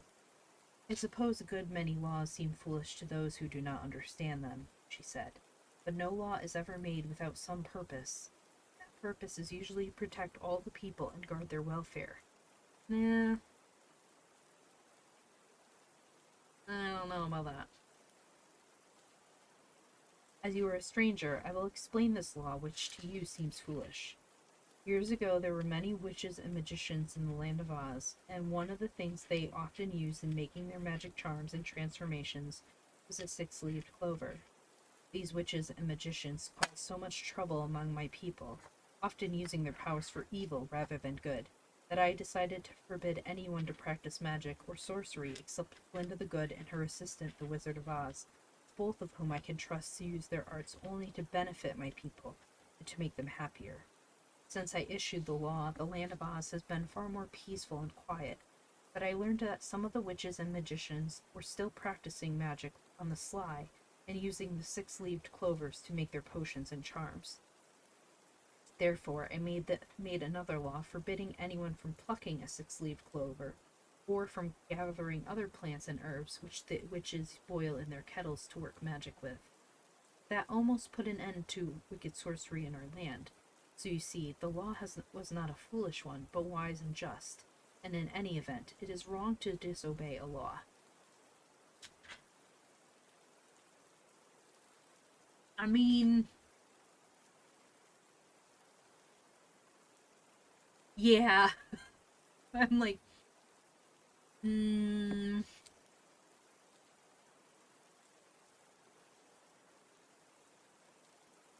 um,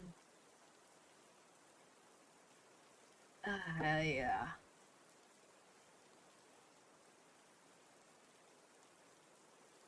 I believe in civil disobedience. So, right, one witch's poison is another witch's cure. It's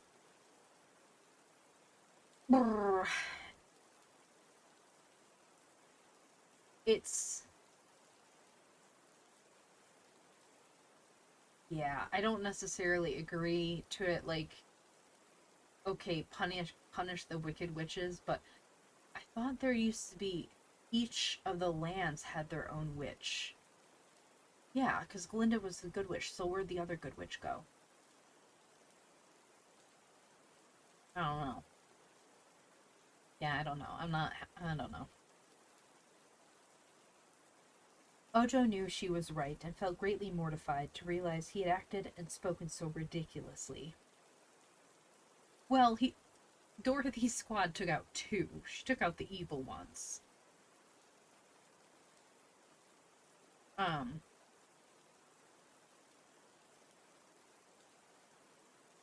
there was supposed to be another good one.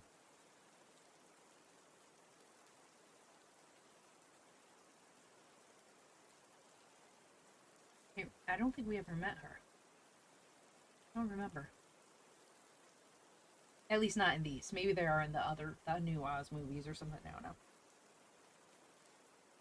He was greatly mortified to realize he had acted and spoken so ridiculously, but he raised his head and looked Ozma in the face, saying, I am sorry I have acted wrongly and broken your law. I did it to save Unk Nunky and thought I would not be found out.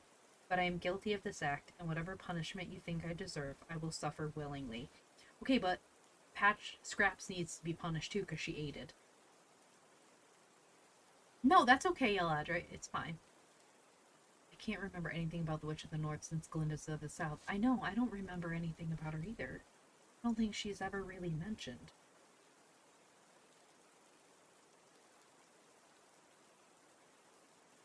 Oh, here comes Matsu. She will come up in a later book. Okay. So she does exist. Is Baum, like, forgetting things again?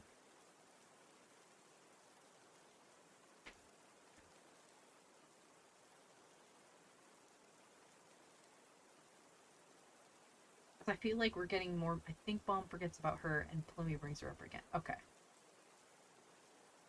She's asleep the entire time. She has turned into, Rip Van Winkle. There we go. A bonkers backstory? Oh, I can't wait. I am sorry I have acted wrongly and. Okay. Ozma smiled more brightly then and nodded graciously. You are forgiven, she said. For although you have committed a serious fault, you are now penitent, and I think you have been punished enough. Soldier, release Ojo the Lucky, and I beg your pardon. I am Ojo the Unlucky, said the boy. At this moment you are lucky, said she. Release him, soldier, and let him go free. Or never. The people were glad to hear Ozma's decree and murmured their approval. As the royal audience was now over, they began to leave the throne room, and soon there were none remaining except Ojo and his friends and Ozma and her favorites. The girl ruler now asked Ojo to sit down and tell her all his story, which he did, beginning at the time he had left his home in the forest and ending with his arrival at the Emerald City and his arrest.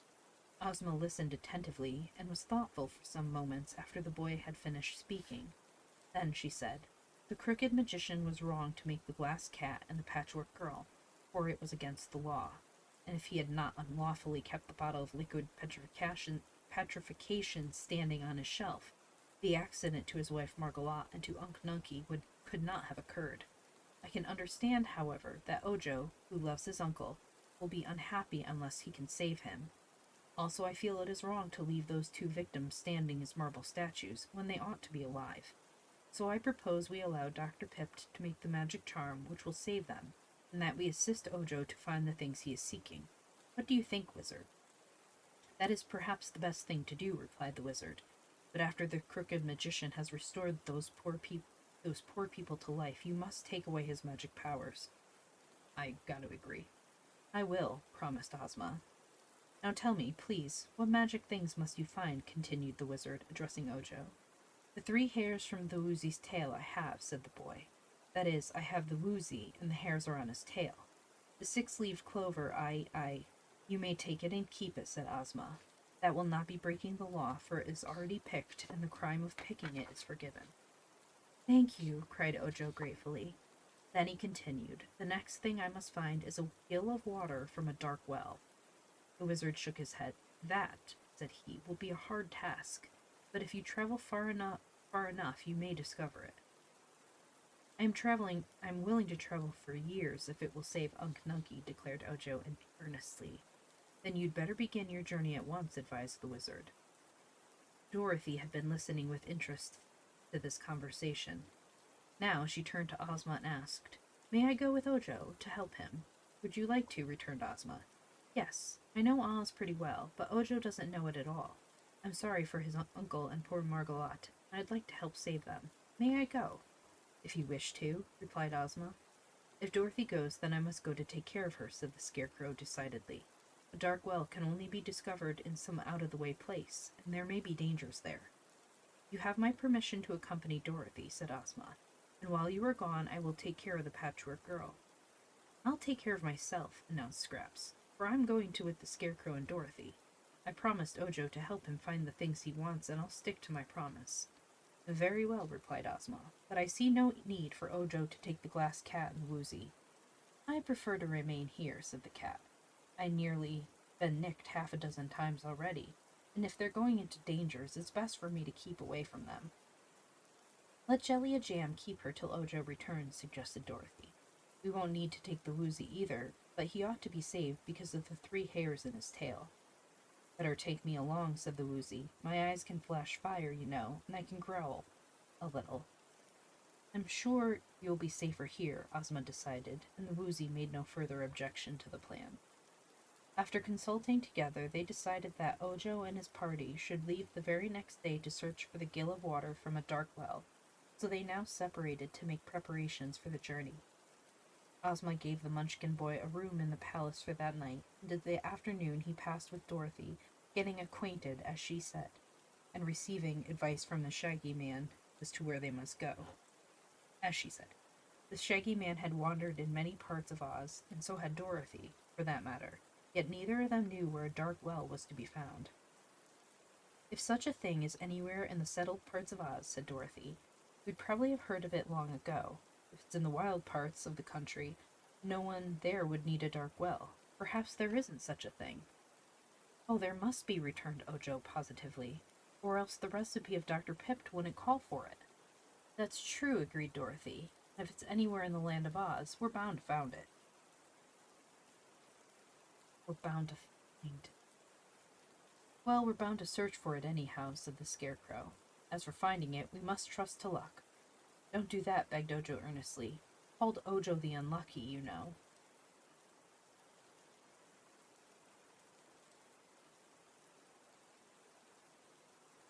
Trouble with the Tottenhots. A day's journey from the Emerald City brought the little band of adventurers to the home of Jack Pumpkinhead, which was a house formed from the shell of an immense pumpkin. Jack had made it himself and was very proud of it. There was a door and several windows, and through the top was stuck a stovepipe that led from a small stove inside. The door was reached by a flight of 3 steps, and there was a good floor on which was arranged some furniture that was quite uncomfortable. Quite comfortable. Drink.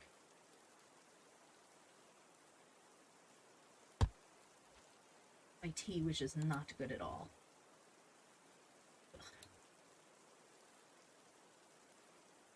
It is certain that Jack Pumpkinhead might have had a finer house to live in had he wanted it, for Ozma loved the stupid fellow, who had been her earliest companion. But Jack preferred his pumpkin house, as it matched himself very well, and in this he was not so stupid after all. The body of this remarkable person was made of wood, branches of trees of various sizes having been used for the purpose. This wooden framework was covered by a red shirt with white spots in it, blue trousers, a yellow vest, a jacket of green and gold, and stout leather shoes. The neck was a sharpened stick on which the pumpkin head was set, and the eyes, nose, ears, and mouth were carved on the skin of the pumpkin, very like a child's jack-o'-lantern. The house of this interesting creation stood in the center of a vast pumpkin field, where the vines grew in profusion and bore pumpkins of extraordinary size, as well as those which were smaller. Some of the pumpkins now ripening on the vines were almost as large as Jack's house, and he told Dorothy he intended to add another pumpkin to his mansion. The travelers were cordially welcomed to this quaint domicile, and invited to pass the night there, which they planned to do. Patchwork Girl was greatly interested in Jack and examined him admiringly. "You are quite handsome," she said, "but not as really beautiful as the Scarecrow." Jack turned, at this, to examine the Scarecrow critically, and his old friend slyly winked one painted eye for him. "There is no accounting for tastes," remarked the Pumpkinhead, with a sigh. "An old crow once told me I was very fascinating, but of course the bird might have been mistaken. Yet I have noticed the crows usually avoid the Scarecrow, who is a very honest fellow in his way, but stuffed. I am not stuffed, you will observe. My body is good solid hickory." "I adore stuffing," said the Patchwork Girl. "Well, as for that, my head is stuffed with pumpkin seeds," declared Jack. "I use them for brains, and when they are fresh I am intellectual. Just now, I regret to say, my seeds are rattling a bit, so I must soon get another head." "Oh, do you change your head?" asked Ojo. "To be sure. Pumpkins are not permanent, more's the pity, and in time they spoil. That is why I grow such a great field of pumpkins, that I may select a new head whenever necessary." "Who carves the faces on them?" inquired the boy. "I do that myself. I lift off my old head, place it on a table before me, and use the face for a pattern to go by. Sometimes the faces I carve are better than others, more expressive and cheerful, you know, but I think they average very well." Before she had started on the journey, Dorothy had packed a knapsack with the things she might need, and this knapsack the Scarecrow carried strapped to his back. The little girl wore a plain gingham dress and a checked sunbonnet, as she knew they were best fitted for travel. Ojo also had brought along his basket, to which Ozma had added a bottle of square meal tablets and some fruit.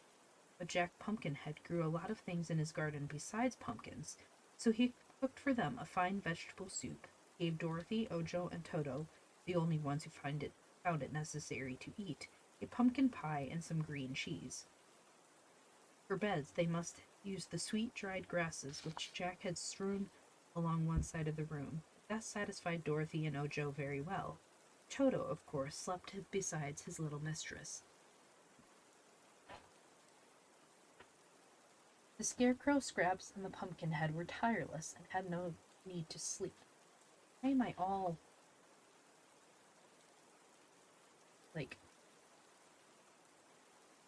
frozen today? Weird.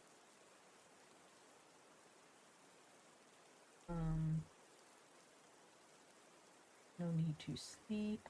Here we go. So they sat up and talked together all night, but they stayed outside the house under the bright stars and talked in low tones so as not to disturb the sleepers. During the conversation, the Scarecrow explained their quest for a dark well and asked Jack's advice where to find it. "Oh, thank you for the hydrate."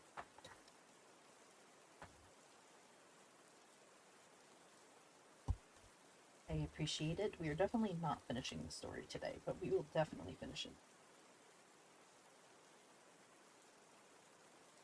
The Pumpkinhead considered the matter gravely. "That is going to be a difficult task," said he, "and if I were you, I'd take an ordinary well and enclose it, so as to make it dark."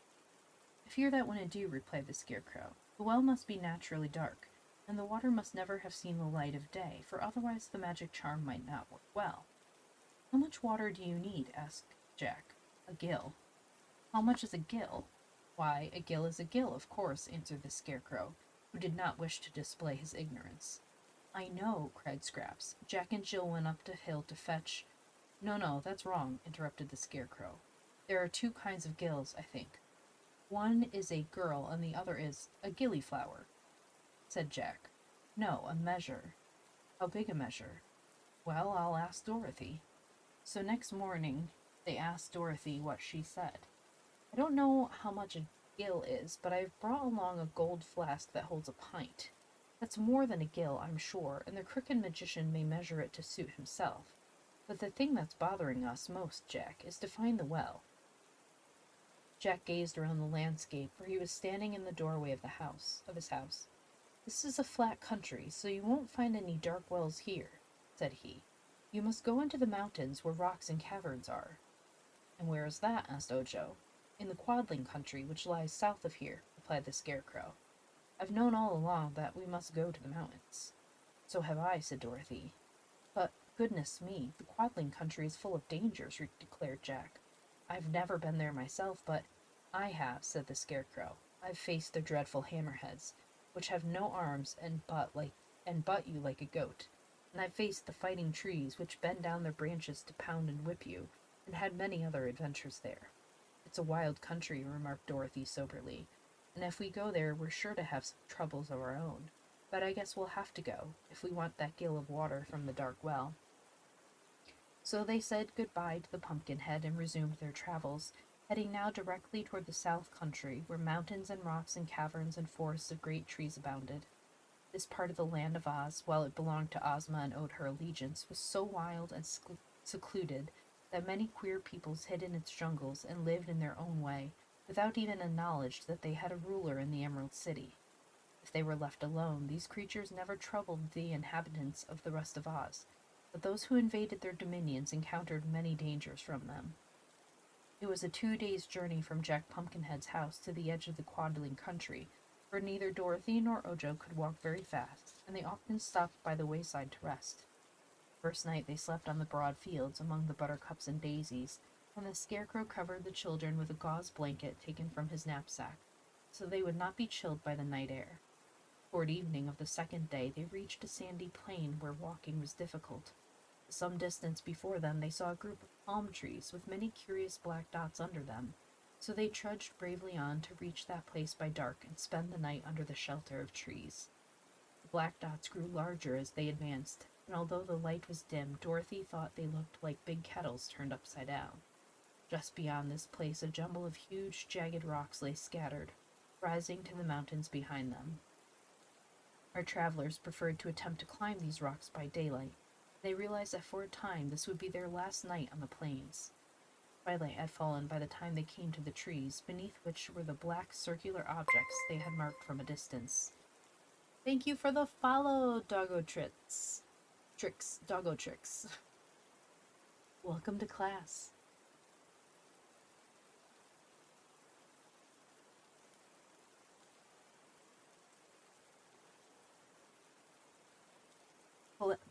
Beneath which were the black circular objects they had marked from a distance.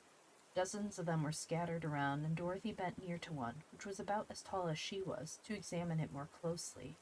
As she did so, the top flew open, and out popped a dusky creature, rising its length into the air, and then plumping down upon the ground just beside the little girl. Another and another popped out of the circular pot-like dwelling, while from all the other black objects came popping more creatures, very like jumping jacks when their boxes are unhooked, until fully 100 stood gathered around the little group of travelers. By this time Dorothy had discovered there were people, tiny and curiously formed, but still people. Their skins were dusky, and their hair stood up straight like wires, and was a brilliant scarlet in color. Their bodies were bare except for skins fastened around their waists, and they wore bracelets on their ankles and wrists, and necklaces, and great pendant earrings.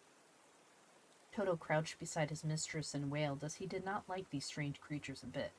Scraps began to mutter something about hoppity-poppity, jumpity-dump, but no one paid any attention to her. Ojo kept close to the Scarecrow, and the Scarecrow kept close to Dorothy, but the little girl turned to the queer creatures and asked, "Who are you?" They answered this question all together, in a sort of chanting chorus, the words being as follows: We're the jolly Tottenhots, we do not like the day, but in the night 'tis our delight to gambol, skip, and play. We hate the sun, and from it run, the moon is cool and clear.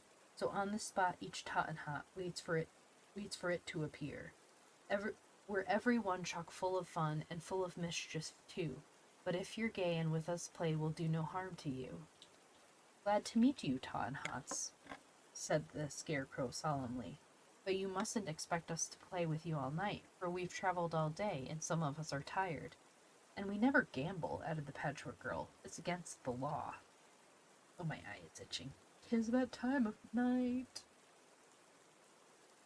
Does anyone else have that? Or just at the same time every night your eye starts burning? Or is that a me thing? So bizarre. These remarks were greeted with shouts of laughter by the impish creatures, and one seized the Scarecrow's arm, and was astonished to find the straw man whirl around so easily. So the Tottenhot raised the Scarecrow high in the air and tossed him over the heads of the crowd. Someone caught him and tossed him back, and so with shouts of glee they continued throwing the Scarecrow here and there as if he had been a basketball. It's a very tired thing or an allergy thing. Yeah, but even the nights I'm not tired, it just starts burning.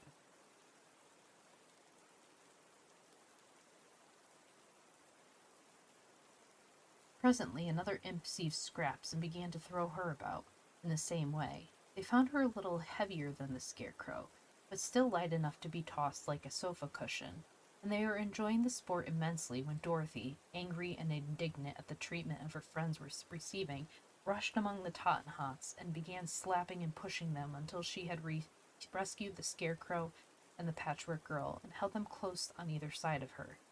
Perhaps she would not have accomplished this victory so easily had not Toto helped her, barking and snapping at the bare legs of the imps until they were glad to flee from his attack. As for Ojo, some of the creatures had attempted to toss him also, but finding his body too heavy, they threw him to the ground, and a row of the imps sat on him and held him from assisting Dorothy in her battle.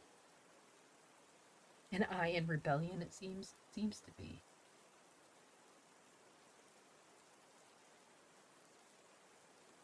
The little brown folks were much surprised at being attacked by the girl and the dog, and one or two who had been slapped hardest began to cry. Then suddenly they gave a shout all together and disappeared in a flash into their various houses, the tops of which closed with a series of pops that sounded like a bunch of firecrackers being exploded. The adventurers now found themselves alone, and Dorothy asked anxiously, "Is anybody hurt?" "Not me," answered the Scarecrow. "They have given my straw a good shaking up, and taken all the lumps out of it. I am now in splendid condition, and am really obliged to the Tottenhots for their kind treatment." "I feel the same way," said the Scraps. "My cotton stuffing had sagged a good deal with the day's walking, and they've loosened it up until I feel as plump as a sausage. But the play was a little rough, and I'd had quite enough of it when you interfered." "6 of them sat on me," said Ojo, "but as they are so little, they didn't hurt me much."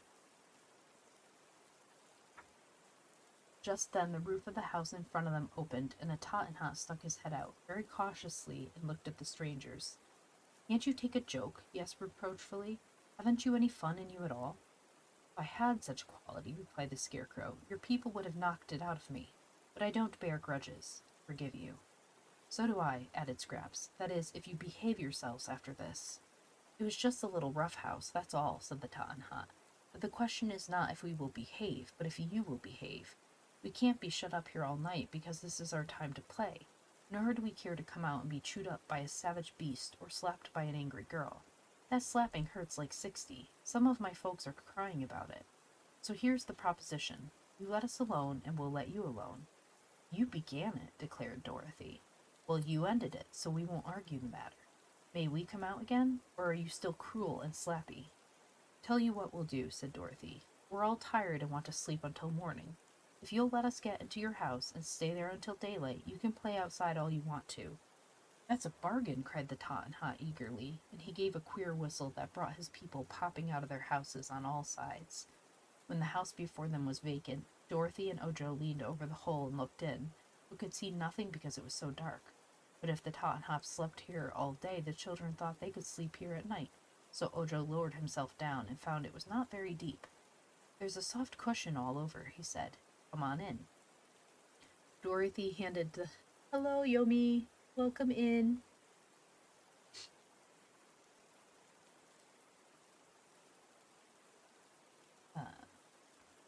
Dorothy handed Toto to the boy and then climbed in herself. After her came Scraps and the Scarecrow, who did not wish to sleep, but preferred to keep out of the way of the mischievous Tottenhots. There seemed no furniture in the round den, but soft cushions were strewn about the floor, and these they found made very comfortable beds. They did not close the hole in the roof, but left it open to admit air. It also admitted the shouts and ceaseless laughter of the impish Tottenhots as they played outside, but Dorothy and Ojo, being weary from their journey, were soon fast asleep. Toto kept an eye open, however, and uttered low, threatening growls whenever the racket made by the creatures outside became too boisterous, and the Scarecrow and the Patchwork Girl sat leaning against the wall and talked in whispers all night long. No one disturbed the travelers until daylight, and when in popped the Tottenhot who owned the place and invited them to vacate his premises. Oh, yay, I'm happy it helps. Then I'll read a little longer to help you power down for the evening. We are happy to have you here. Next chapter, The Captive Yoop. Captive Yoop. Y-O-O-P. If anyone is here... that's for a second. If anyone is here and would like to read along and follow, there is the book we are reading currently, The Patchwork Girl of Oz. You can find it for free on Project Gutenberg. Hello, thank you for the follow, the Oof, or Theo of 2, 3, 4, 5, 6. The Oof, or Theo? Or the O. Welcome to class. The Oof, yay, welcome in. The Captive Yoop. As they were preparing to leave, Dorothy asked, "Can you tell us where there is a dark well?" "Never heard of such a thing," said the Tottenhot. "We live our lives in the dark, mostly, and sleep in the daytime, but we've never seen a dark well or anything like one."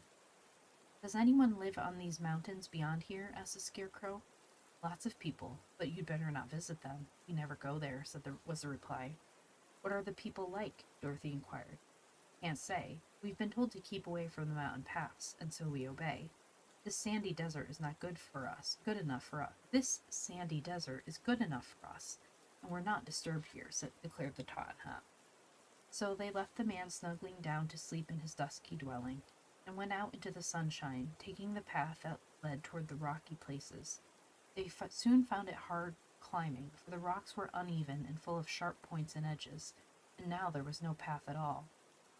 Clambering here and there among the boulders, they kept steadily on, gradually rising higher and higher, until finally they came to a great rift in a part of the mountain, where the rock seemed to have split in two and left high walls on either side. "Suppose we go this way," suggested Dorothy. "It's much easier walking than to climb over the hills." "How about the sign?" asked Ojo. "What sign?" she inquired. The Munchkin boy pointed to some words painted on the wall of rock beside them, which Dorothy had not noticed. The words read, "Look out for Yoop." The girl eyed this sign a moment, and turned to the Scarecrow, asking, "Who is Yoop, or what is Yoop?" The straw man shook his head, then looked at Toto, and the dog said, "Woof." "Only way to find out is to go on," said Scraps. This being quite true, they went on. As they proceeded, the walls of rock on either side grew higher and higher. Presently they came upon another sign which read, "Beware the captive Yoop." "Why, as for that," remarked Dorothy, "if the Yoop is a captive, there's no need to beware of him. Whatever Yoop happens to be, I'd much rather have him a captive than running around loose." "So had I," agreed the Scarecrow, with a nod of his painted head. "Still," said Scraps reflectively, "Yoop-de-hoop-de-loop-de-goop. Who put noodles in the soup? We may beware, but we don't care, and dare go where we scare the Yoop." "Dear me, aren't you feeling a little queer just now?" Dorothy asked the Patchwork Girl. "Not queer, but crazy," said Ojo.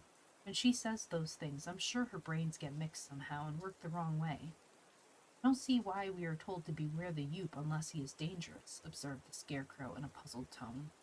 Never mind, we'll find out all about him when we get to where he is, replied the little girl.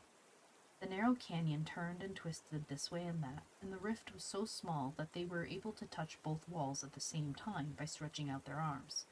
Toto had to run on ahead, frisking playfully, when suddenly he uttered a sharp bark of fear and came running back to them with his tail between his legs, as dogs do when they are frightened.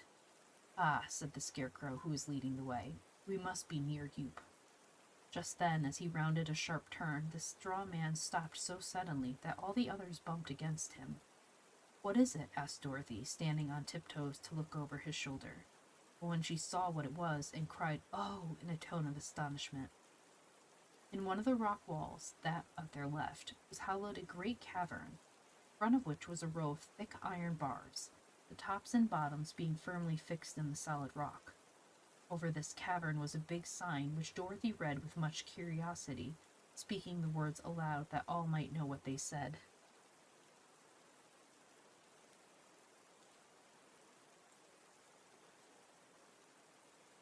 I didn't know you could do that. Is that a thing I have? Let me open that. What commands do I even have in this channel?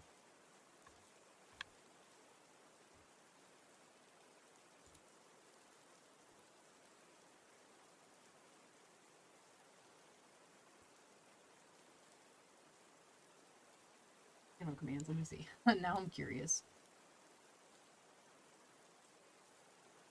Well, I use Nightbot for most of my commands.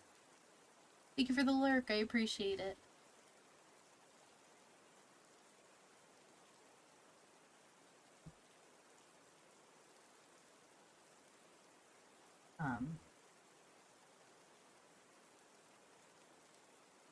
Over the cat was a big sign which Dorothy read with much curiosity, speaking the words aloud that all might know what they said.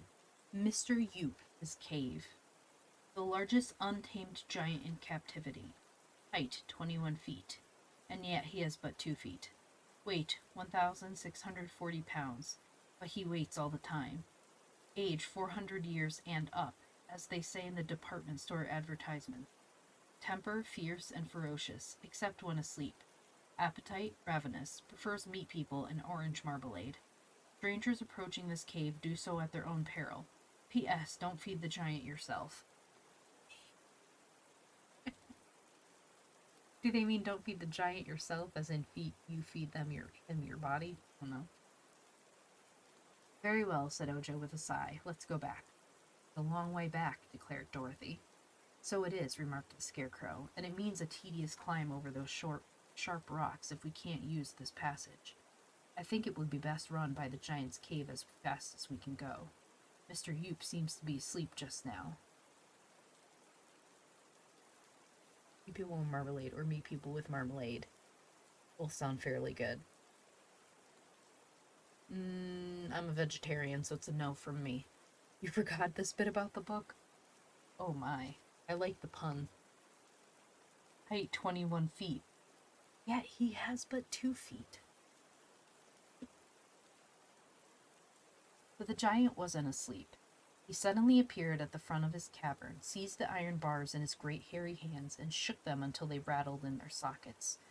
Yoop was so tall that our friends had to tip their heads way back to look up into his face, and they noticed he was dressed all in pink velvet, silver buttons and braid.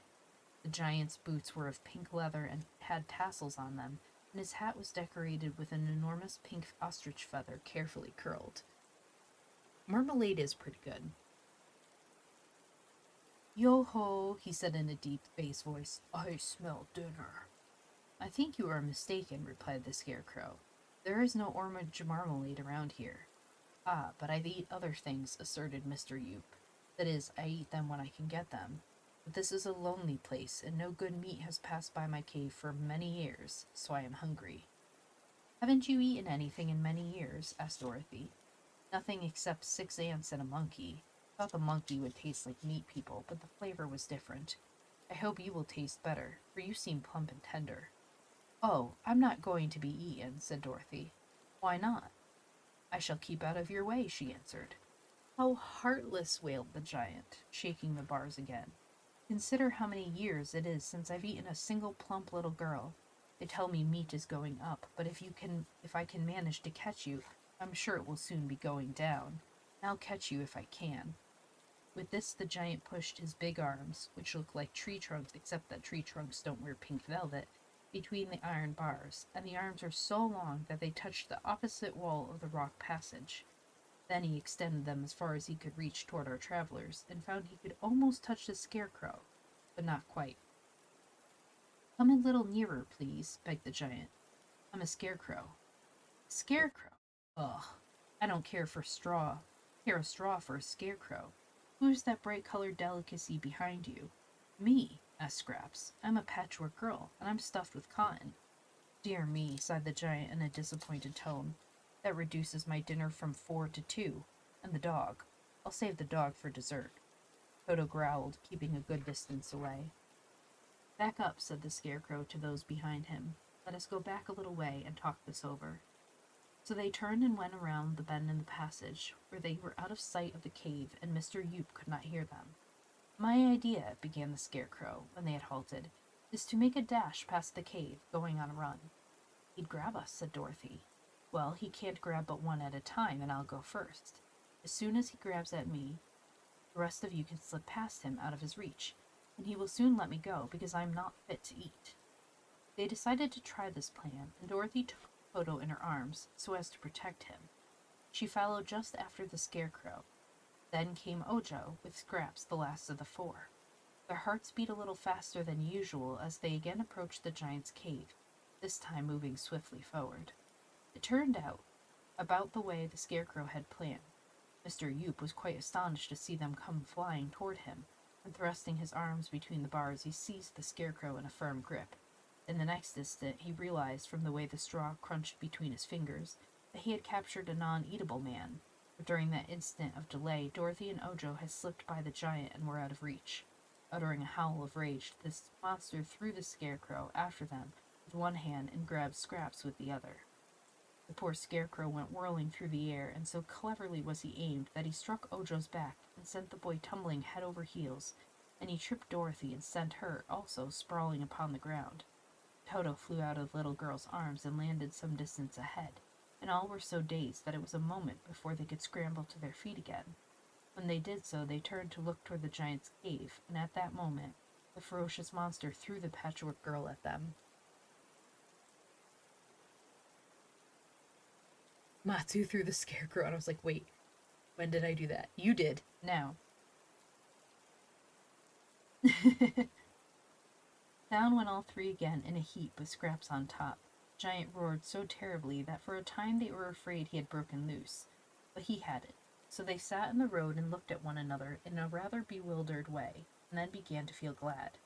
"We did it," exclaimed the scarecrow with satisfaction, "and now we are free to go on our way."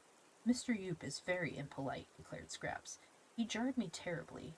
It's lucky my stitches are so fine and strong, for otherwise such harsh treatment might rip me up the back." "Allow me to apologize for the giant," said the scarecrow, raising the Patchwork Girl to her feet and dusting her skirt with his stuffed hands. "Mr. Yoop is a perfect stranger to me, but I fear, from the rude manner in which he has acted, that he is no gentleman." Dorothy and Ojo laughed at this statement, and Toto barked as if he understood the joke, after which they all felt better and resumed the journey in high spirits. "Of course," said the little girl, when they had walked away along the passage, "it was lucky for us the giant was caged, for if he had happened to be loose, he... Perhaps in that case he wouldn't be hungry anymore," said Ojo gravely. "I don't think he would be hungry anymore either."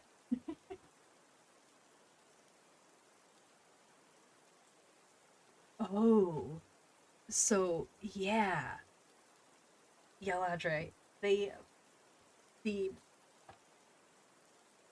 the so the series was published. When was the first one? Let me see. The Wonderful Wizard of Oz is the first book, and it was published in 1900, April of 1900. There we go. It is very dark, very dark. So I have them up on YouTube. I need to work on that. I think I'll work on that tonight. Organizing everything better. It is incredibly dark. like, if they, let's put it this way, if they, Return to Oz, which was in 1985, was dark. It took pieces of The Marvelous Land of Oz and Ozma of Oz, and they made it a dark fantasy. They get darker than that, and the 80s, particularly 85, was a very good year for dark children's fantasy. Like, they would not make that stuff today. The original Wizard of Oz was so shockingly different to me than the movie, because the source material, you would never be able to write stuff like that today and have it be considered children's literature. They just wouldn't. It gets serious. Ooh, interesting. Can't wait. Um, it's like, I think did I count? There were 46 or 47 beheadings in the first book. Like, legit beheadings. They were just beheading things left and right. Like, it's unbelievable. And I can't, like,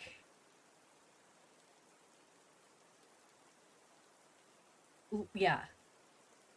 It was just, he really was. Tin Man was just like left and right with his axe, like, oh, there's things flying at us, I got us, and like just beheaded everything around him. Um, it's wild. I mean, it really is horror. Like, look at this. That's from the 1985 movie with Return to Oz. She was in the background. I didn't see her. I'm glad I didn't. I would have had nightmares. And I mean, here she is in the children's book, like the cover of it. That's terrifying. Oh yeah, that one in Return to Oz, that wasn't even like, so that was one of them. So that was a little different. So in the movie, they're all like their heads are taken to be worn and everything when Mombi takes over. But in the original book, Mombi is the witch that raises Tip, who is actually Ozma. So that one's a weird amalgamation because in the book, I forget her name. She's a princess. She's the queen of, is it Ev? But she's not meant to be the queen because the actual queen was kidnapped. They might be censored? I don't know. I don't know what that is. Literally, I see literally ... 3. The existential angst alone in the setting is through the roof if you think about it. It really is. It's just absolutely wild. And I love the series now. I had no idea when I started reading these. Oh, is Hunt.mp3? I don't know. Maybe it is. That's weird.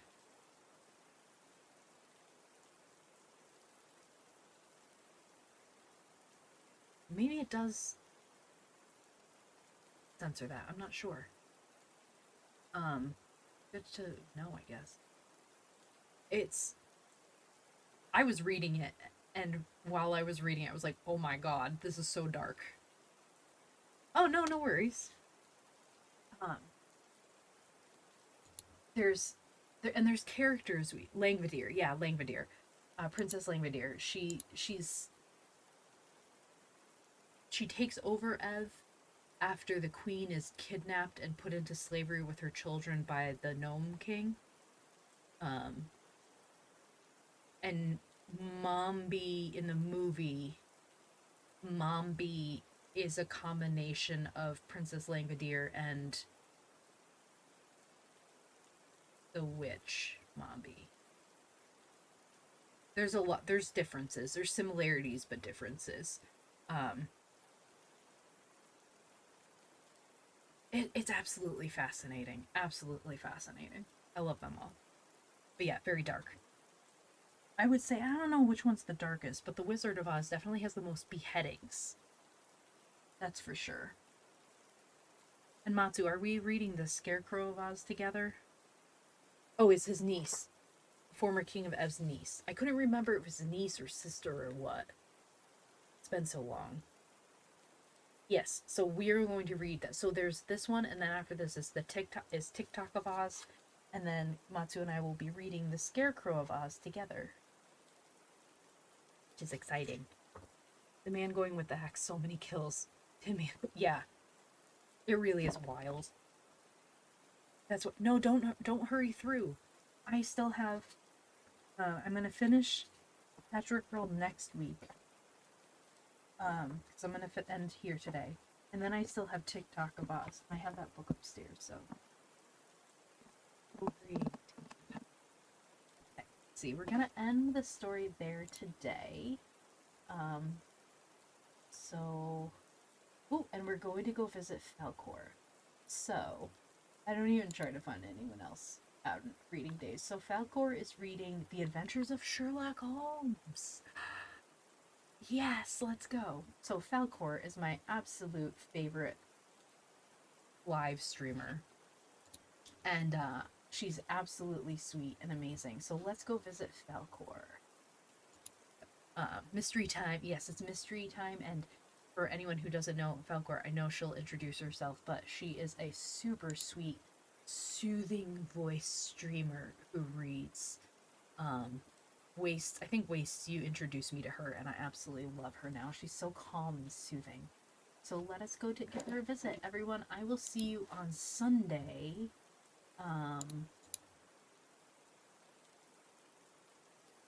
What is happening in my...